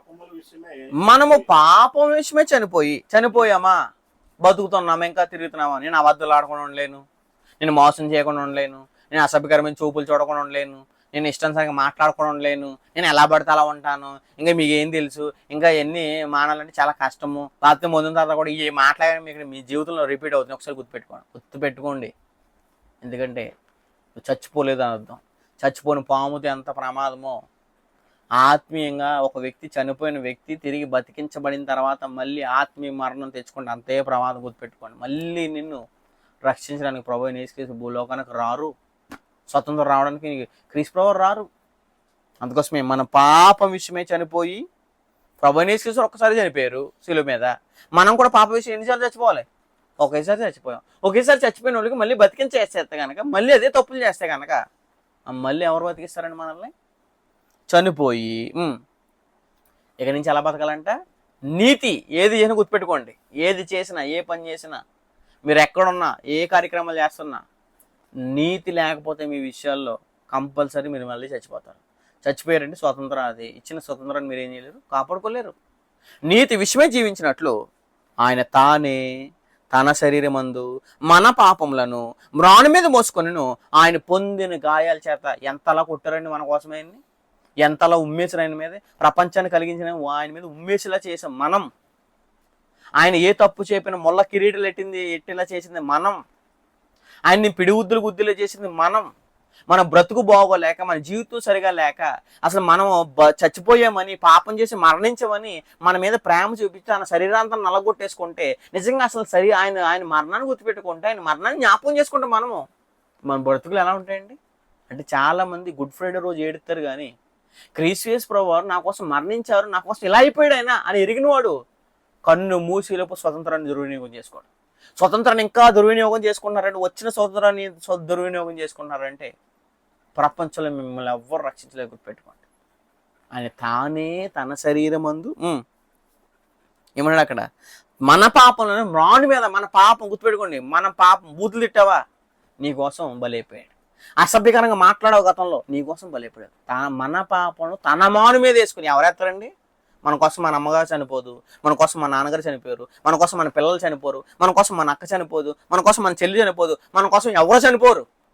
అలాంటి ప్రభుని యేసు మన కోసం చచ్చిపోతే, మనం ఆయనలో బతకాలని చచ్చిపోతే, మన ఆయన బ్రతకాలని జీవించాలని మనకు స్వతంత్రం ఇస్తే, మరలా అదే బ్రతుకుతే కనుక నీకు నిజంగా ఏం రాలేదంటే స్వతంత్రం రాలేదు. మన పాపం గుర్తుపెట్టుకోండి, మన పాపాలలో అందుకే మ్రాను ఎక్కాడు. ఆయన మ్రాను ఎక్కడానికి కారణం యూదులు కాదు, మ్రాను ఎక్కడానికి కారణం రోమీలు కాదు, మ్రాను ఎక్కడానికి గల కారణం నీవు నేను గతంలో చేసిన కార్యక్రమం. మరి అదే ఇప్పుడు రిపీట్ అవుతుంది. గుర్తుపెట్టుకోండి. మ్రాను మీద మోసి, చాలా బరువు మోసాడు. మోసుకొని ఏమయ్యారంట, ఆయన పొందిన గాయముల చేత మీరేం పొందారు? స్వస్థత. మీరు ఇక్కడి నుంచి ఎలా తిరగాలి? గతంలో తప్పిపోయి తిరిగారు. అదన్నాడు అక్కడ. మీరు గొర్రె వలే గతంలో ఏమైపోయారు? దారి తప్పిపోతారు. కానీ మీ ఆత్మల కాపరి, మన ఎవరు? మన ఆత్మల కాపరి ప్రభువుని యేసుక్రీస్తువారు. ఆత్మల కాపరియు అధ్యక్షుడైన ఆయన వైపుకి ఏం చేయాలి? ఇక్కడి నుంచి మళ్ళా నైనా గతంలో నేను తప్పుడు అడుగులు వేసి తిరిగేశాను, నాకు రూట్ చూపించేవాళ్ళు, నాకు మార్గం చూపించలేరు. గతంలో దేవుడు తెలియదు, మీరు తెలియదు, వాక్యం తెలియదు, ఏం తెలియదు కాబట్టి పాపం చేసి ఇష్టాచారంగా బతికేశాను, ఎలా వరదలు తిరిగేశాను. కానీ తెలుసుకున్న తర్వాత నేను ఇంకా అలాగే తిరుగుతున్నానా? తెలుసుకున్న తర్వాత ఇంకా అలాగే జీవిస్తున్నానా? తెలుసుకున్న తర్వాత నిజంగా నాకు స్వాతంత్రం వచ్చిందా? ఒకసారి ఆలోచించండి. మీ జీవితంలో ఇంకా మీరు మారకుండా మీరేంటో మీకే తెలుసు, గుర్తుపెట్టుకోండి. మీరేంటి ఎవరో పక్కనోడి కంటే మీకు బాగా తెలుసు కాబట్టి అసలు మీ జీవితం ఎంత మారింది, ఇంకా నాకు నిజంగా స్వాతంత్రం వచ్చిందా, యేసుప్రభువు నాకు అనుగ్రహించిన స్వాతంత్రం, దేవుడు అనుగ్రహించిన స్వాతంత్రం నిజంగా నాకు వచ్చిందా, కాపాడుకునేలా బ్రతుకుతున్నానా అని ఆలోచించండి దయచేసి. ఎందుకంటే మరలా మనం ఒక్కసారి కోల్పోయిన దాన్ని మళ్ళీ పొందుకుంటే మళ్ళీ దాని కిందకి వెళ్తాయి, మళ్ళీ మన స్వాతంత్రం రాదండి. గళితీయులకు రాసిన పత్రిక 5:1. గళితీయులకు రాసిన పత్రిక 5వ అధ్యాయము మొదటి వచనం నుంచి చదువుతాం. గళితీయులకు రాసిన పత్రిక 5 మొదటి అధ్యాయం చదువుతాం. 5 అధ్యాయం మొదటి వచనం. గళితీయులకు రాసిన పత్రిక 5 అధ్యాయం మొదటి వచనం. ఈ స్వాతంత్రం అనుగ్రహించి ప్రభువైన యేసు ఏం చేశారంటే భూమి మీదకి వచ్చి స్వాతంత్రాన్ని అనుగ్రహించాడు. ఈ స్వాతంత్రం అనుగ్రహించి క్రీస్తు మనల్ని ఏం చేశాడు? బానిసత్వ బ్రతుకుతున్న వారిని ఏం చేశాడు? స్వతంత్రులుగా చేసి ఉన్నాడు. స్వతంత్రులుగా చేసి ఉన్నాడు. గుర్తుపెట్టుకోండి. నాకు స్వతంత్రం వచ్చిన తర్వాత మళ్ళీ బానిస బ్రతుకులు ఏంటి? మళ్ళీ నేను ఒకరిని మోసం చేయడం ఏంటి? మళ్ళీ నన్ను నేను మోసం చేసుకుని బతకడం ఏంటి? ఒక వ్యక్తి తను మోసం చేసుకోవడం అంటే అర్థం ఏంటి? వాక్యానుసారంగా మీరు వాక్యము వినుచుండియు దాని ప్రకారంగా జీవించిన ప్రతి వాడు తాను ఏం చేసుకున్నట్టు మోసం చేసుకో. మరి నువ్వే మోసం చేసుకుంటే నీకు ఇంకా స్వతంత్రం ఏమొచ్చినట్టు? క్రీస్తు మనలను స్వతంత్రులుగా చేసి ఉన్నాడు. చేశాడు కూడా ఏం చేయాలంటే చేశాడు కాబట్టి మీరు ఏం చేయాలంట? మీరు స్థిరముగా నిలిచి, అంటే ఇచ్చిన స్వాతంత్రంలో నిలకడగా బ్రతికితే, ఆత్మను అనుసరించి బ్రతికితే, వాక్యానుసారంగా బతికితే స్థిరముగా ఉంటారు. నిలకడ ఉంటుంది, స్టాండర్డ్ ఉంటుంది మీకు బ్రతుకులో. ఇంకా స్టాండర్డ్ లేకుండా లోకంలో కొద్దిసేపు వెళ్ళిపోయి బతికి ఇక్కడికి వచ్చి కొద్దిసేపు ఏదో నటించి, నేను అప్పుడప్పుడు వచ్చి ఇష్టానుసారంగా ఉన్నప్పుడు వచ్చి బురదలా దొల్లేసి, పందిలా దొల్లేసి, కుక్కలా కక్కేసి నన్ను మింగేసి మళ్ళీ వచ్చేసి ఆరాధనకి ఏమి ఎరగినట్టు అసలు సరైన బ్రతుకులేనండి. ఖచ్చితంగా ఆలోచించండి. ఎందుకంటే మీరు స్థిరంగా నిలిచి, నిలకడ ఉందా మీ బ్రతుక్కి? స్థిరత్వం ఉందో ఒకసారి ఆలోచించండి. స్థిరంగా నిలిచి మరలా దాస్యం అనే కాడి కింద చిక్కు కొనకండి. పాపం అనే కాడి, ధర్మశాస్త్రం అనే కాడి, నిన్ను బందీగా చేసిన కాడి, ఆ కాడులన్నింటికి ఏం చేయకండి, చిక్కుకోకండి ఉంది. ఒక్కసారి చిక్కుముళ్ళు విప్పించిన తర్వాత ఆ చిక్కుముళ్ళలోంచి బయట తీసుకొచ్చిన తర్వాత మళ్ళీ చిక్కు కొన్నావా, మళ్ళీ దాంట్లోంచి నేను విడిపించే నాదుడు ప్రపంచంలో ఎవరో లేరు. కాబట్టి నువ్వేం చేయాలంటే దేవుడిచ్చిన స్వాతంత్రాన్ని దుర్వినియోగం చేసుకోకుండా దాన్ని కాపాడుకునే విషయంలో ఏం చేయాలి? నీతి విషయమే బ్రతకాలి, పాపం చేయకుండా బ్రతకాలి, శారీరక హేతు చేసుకోకుండా బ్రతకాలి. ఇలా బ్రతికితే నువ్వేం చేయగలవు? దేవుడిచ్చిన స్వాతంత్రాన్ని ఏం చేసుకోవాలో కాపాడుకోవాలంటే మనకి దేవుడు ఇచ్చేసరికి క్రొత్త నిబంధన మనం తిరిగి పాప అలవాట్లకు కానీ లాక్స్ బంధాలకు కానీ లోబడకుండా క్రీస్తులో లభించిన స్వాతంత్ర ప్రకారం మనం అందరం ఏం చేయాలి? జీవించాలి. యాకోబు రాసిన పత్రిక 1:25 చెప్పేశాడు. యాకోబు రాసిన పత్రిక 1వ అధ్యాయము 25 వచనం నుంచి చదువుదాం. యాకోబు రాసిన పత్రిక 1వ అధ్యాయము 25 వచనం. 1వ అధ్యాయం 25 వచనం సమాచారం తెలియజేస్తాడు. ఏమని? అయితే స్వాతంత్రం వచ్చిన స్వాతంత్రము నిత్య సంపూర్ణమైన నియమం. అంటే స్వతంత్రం నిత్యది ఒకటే, క్రొత్తలో ఒకటే. కాబట్టి క్రొత్తలోకి వచ్చేసిన మనం ఇక ఏం చేయాలి? క్రొత్తలో నిలకడగా బతకాలంటే. చాలామంది కొత్తలో కొద్దిసేపు బతికి పాతంలో కలిసిపోతే, పాత కొత్త రెండు కలిపి బతికితే అది సరైనది కాదు, సరైన జీవితం కాదని గుర్తుపెట్టుకోండి. పాతన ప్రకారంగా జీవించడం కాదు, క్రొత్తన ప్రకారంగా జీవించాలి. అదే అన్నాడు అక్కడ. ఏమని? 25. అయితే స్వాతంత్రం ఇచ్చు సంపూర్ణ నియమంలో తేరి చూచారు, చెక్ చేశారు, నేర్చుకున్నారు, దాని ప్రకారం ఏం చేశారు? రక్షించబడ్డారు. తేరు చూచిన తర్వాత ఏం చేయాలంట? నిలకడలేని బ్రతుకు వాళ్ళు ఏమైపోతున్నారు? స్వాతంత్రాన్ని కోల్పోతున్నారు చాలామంది. నిలకడగా ఉండివాడు ఎవడో.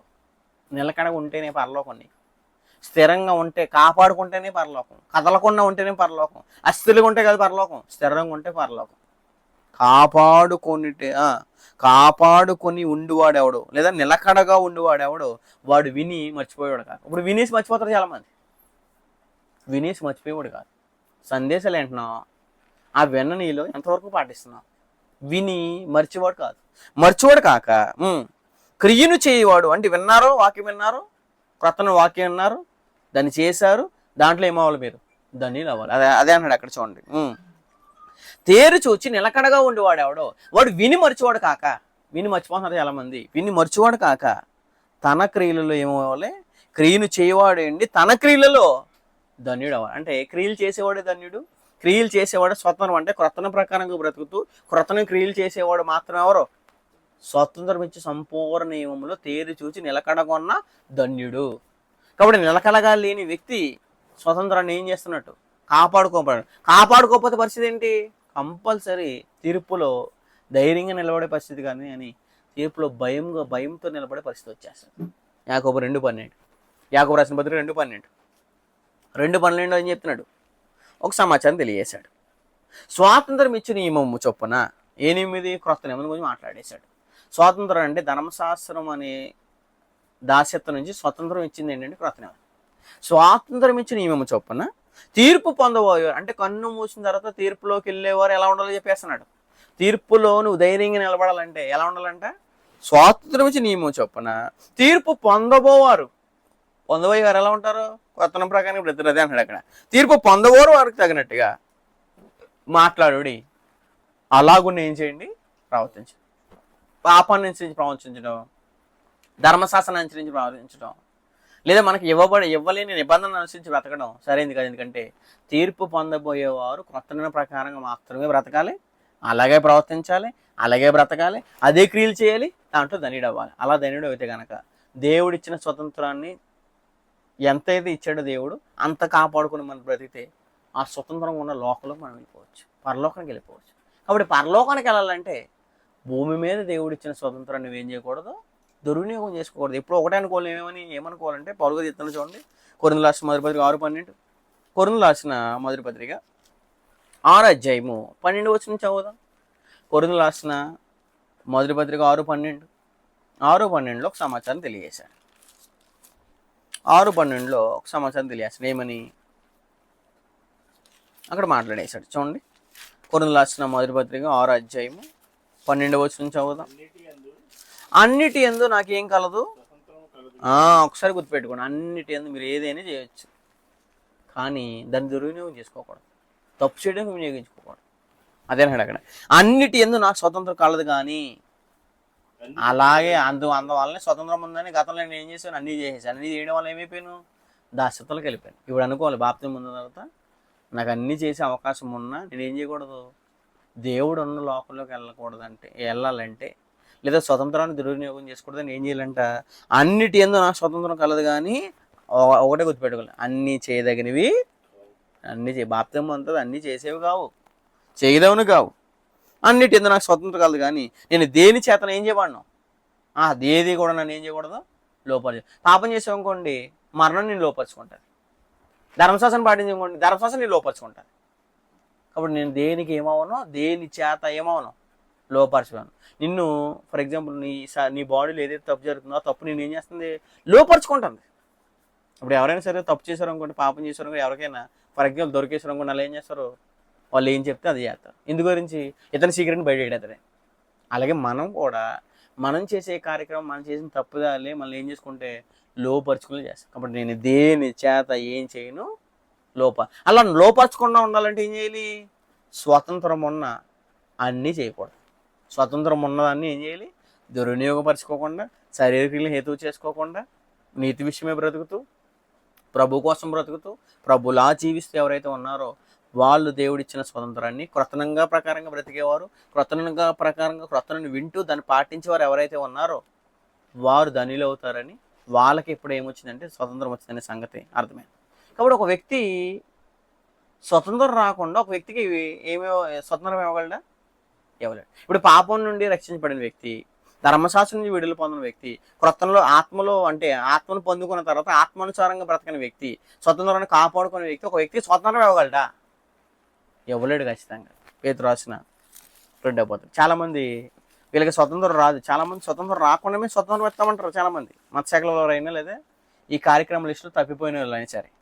పేతురు రాసిన 2వ పత్రిక 2:19.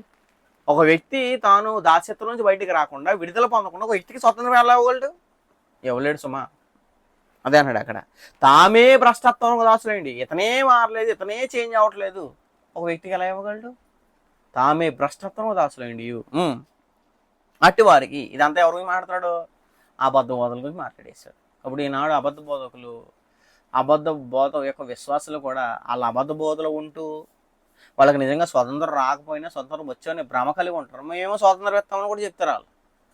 అదే అంటాడు అక్కడ ఏమని, మొదట్లో ఏమంటాడు, అబద్ధ ప్రవర్తల గురించి మాట్లాడతారు, అబద్ధ బోధల గురించి మాట్లాడుతూ 2:19 ఏమంటాడు చూడండి, తామే భ్రష్టత్వమునకు దాసులయుండియు అట్టి వారికి స్వాతంత్రం ఇత్తుమని. ఎటువరకు? ఏళ్ళే భ్రష్టత్వంలో ఉండి ఒక వ్యక్తికి అంటే స్వతంత్రం లేని వాళ్ళకి స్వతంత్రం ఇస్తామని చెప్తారు వాళ్ళు. అవుతుంది అది? అవని కార్యక్రమం. నువ్వే తప్పు చేస్తున్నావు, నువ్వే ఒక వ్యక్తి అబద్ధం ఆడుతున్నాడు, నువ్వు అబద్ధం ఆడకూడదని చెప్తే చెల్లుతుందా? చల్లదు. నువ్వే పాపం చేస్తున్నావు, పాపం చేయకూడదంటే చెల్లుతుందా? చల్లదు. నువ్వే బూతులు ఆడుతున్నావు, ఒక వ్యక్తిని బూతులు ఆడకూడదంటే చెల్లుతుందా? అంటే కంపల్సరీ. నువ్వు ఎప్పుడైతే దేని చేత జయింపబడుతున్నావో, దేనికి లోబడచబడతలేదో, అప్పుడు నువ్వు ఆ వ్యక్తిని ఏం చేసాడు? ఖండించవచ్చు, గద్దించవచ్చు, బుద్ధి చెప్పచ్చు. అదే నువ్వే ఇంకా దాస్యత్వంలో ఉండి, నువ్వే ఇంకా చెరలో ఉండి, నువ్వే ఇంకా బానిసత్వ బతుకుతూ ఒక వ్యక్తికి ఏమి ఇవ్వలేవు? స్వతంత్రం ఇవ్వలేవు. నీ భార్య నీ మాట ఎందుకందంటే నువ్వు స్వతంత్రం వచ్చిన తర్వాత స్వతంత్రంగా బ్రతకలేనందుకు. నిన్ను చూసి కొంతమంది ఎందుకు మారలేకపోతున్నారు అంటే నువ్వు స్వతంత్రం వచ్చిన వాడిగా బ్రతకలేనందుకు. అందుకోసమే తామే భ్రష్టత్వం కూడా దాచులేండి అట్టివారిగా. అంటే నిన్ను బట్టి ఇతరులు రక్షించబడాలన్నాడు దేవుడు. అంతే కదా, మన అడుగు జాడలేదు ప్రవణేశ్వరి యొక్క అడిజాడలో నడిస్తే మనం కూడా మమ్మల్ని చూసి అనేక మంది ఏం చేస్తారో మారతారు. ఇప్పుడు మనమే స్వతంత్రం వచ్చిన తర్వాత కూడా భ్రష్టులా బ్రతికితే, భ్రష్టత్వానికి దాసులే బ్రతికితే ఒక వ్యక్తికి మన ద్వారా సేవలు చేయగలం, ఒక వ్యక్తికి స్వార్థలు చెప్పగలం, ఒక వ్యక్తికి స్వతంత్రం ఎలా ఇవ్వగలం. అందుకోసమే తామే భ్రష్టత్వం దాసులండి అట్టి వారికి స్వాతంత్రం ఇద్దని చెప్తారు. ఒకడు దేని వలన జయింపబడినో దానికి ఏమవుతాడంట? దాసు. అప్పుడు నువ్వు జయింపబడకపోయావు అనుకోండి, నువ్వు విజయం పొందినట్టు. జయింపబడునో వాడు దానికి ఏమవుతాడు? దాసు. కాబట్టి మనము దాస్యత్వంలో ఉండొద్దు, దాస్యత్వాన్ని దుష్టత్వాన్ని కప్పిపెట్టుకోవద్దు, దుష్టులుగా బ్రతకొద్దు, ఇంకా బానిస బ్రతుకులు బ్రతకొద్దు. స్వతంత్రంగా బ్రతుకుతూ అనేక మంది మనం ఏమివ్వాలి? స్వతంత్రం ఇవ్వాలి. కానీ మనమే స్వతంత్రం రాని వారికి బ్రతుకు ఇతరులకు ఏమివ్వలేము? స్వతంత్రం. కాబట్టి వినే నీకు పాపం నుండి స్వతంత్రం వచ్చిందా? ధర్మశాస్త్రం నుండి ఇంకా ధర్మశాస్త్ర బోధలో ధర్మశాస్త్ర ప్రకారంగా బ్రతుకుతున్నావా? ఒకసారి ఆలోచించు. 3 ఈ రెండింటి నుంచి బయటకు వచ్చి నీవు దాస్యత్వం నుంచి బయటకు వచ్చి నీవు ఆత్మలో బాప్తిసం పొందిన తర్వాత పరిశుద్ధాత్మ నీకు సహాయం చేస్తున్నాడు. పాపం చేయకూడదని పరిశుద్ధాత్మ నిన్ను ప్రేరేపిస్తున్నప్పుడు కూడా నువ్వు తప్పు చేసి బ్రతుకుతున్నావా? ఆలోచించు. ఈ 3వ విషయంలో స్వాతంత్రం వచ్చిందా? ఈ 3 స్వాతంత్రాల్లో ఈ 3 స్వాతంత్రాలని కాపాడుకునే విషయాలు: నీతి విషయమే జీవించడం, పాపం చేయకుండా బ్రతకడం, శారీరక హేతువు చేసుకోకుండా బ్రతకడం, వదిలేసిన కాడిని మరలా మోయడం అనే క్రియలు చేస్తే నువ్వేం చేస్తావంటే స్వతంత్రాన్ని ఏం చేయలేవు, కాపాడుకోలేవు. కాబట్టి దయచేసి మిత్రమా, ఈ 3 విషయాల్లో దేవుని కుమారులుగా బ్రతకాలన్నా, కుమారులుగా నడిపించబడాలన్నా అసలు నీకు స్వాతంత్రం వచ్చిందా లేదని సందేశం ద్వారా అర్థమైపోయింది. కూడా ఒకసారి ప్రశ్నించుకో, ఆలోచించుకో. నీకు నిజంగా స్వతంత్రం రాకపోతే ఎక్కడి నుంచి స్వతంత్రమైన వచ్చేలా బ్రతుకు. నీ స్వతంత్రాన్ని ఇతరులకు పంచి అనేక మందిని స్వతంత్రులుగా చేయాలని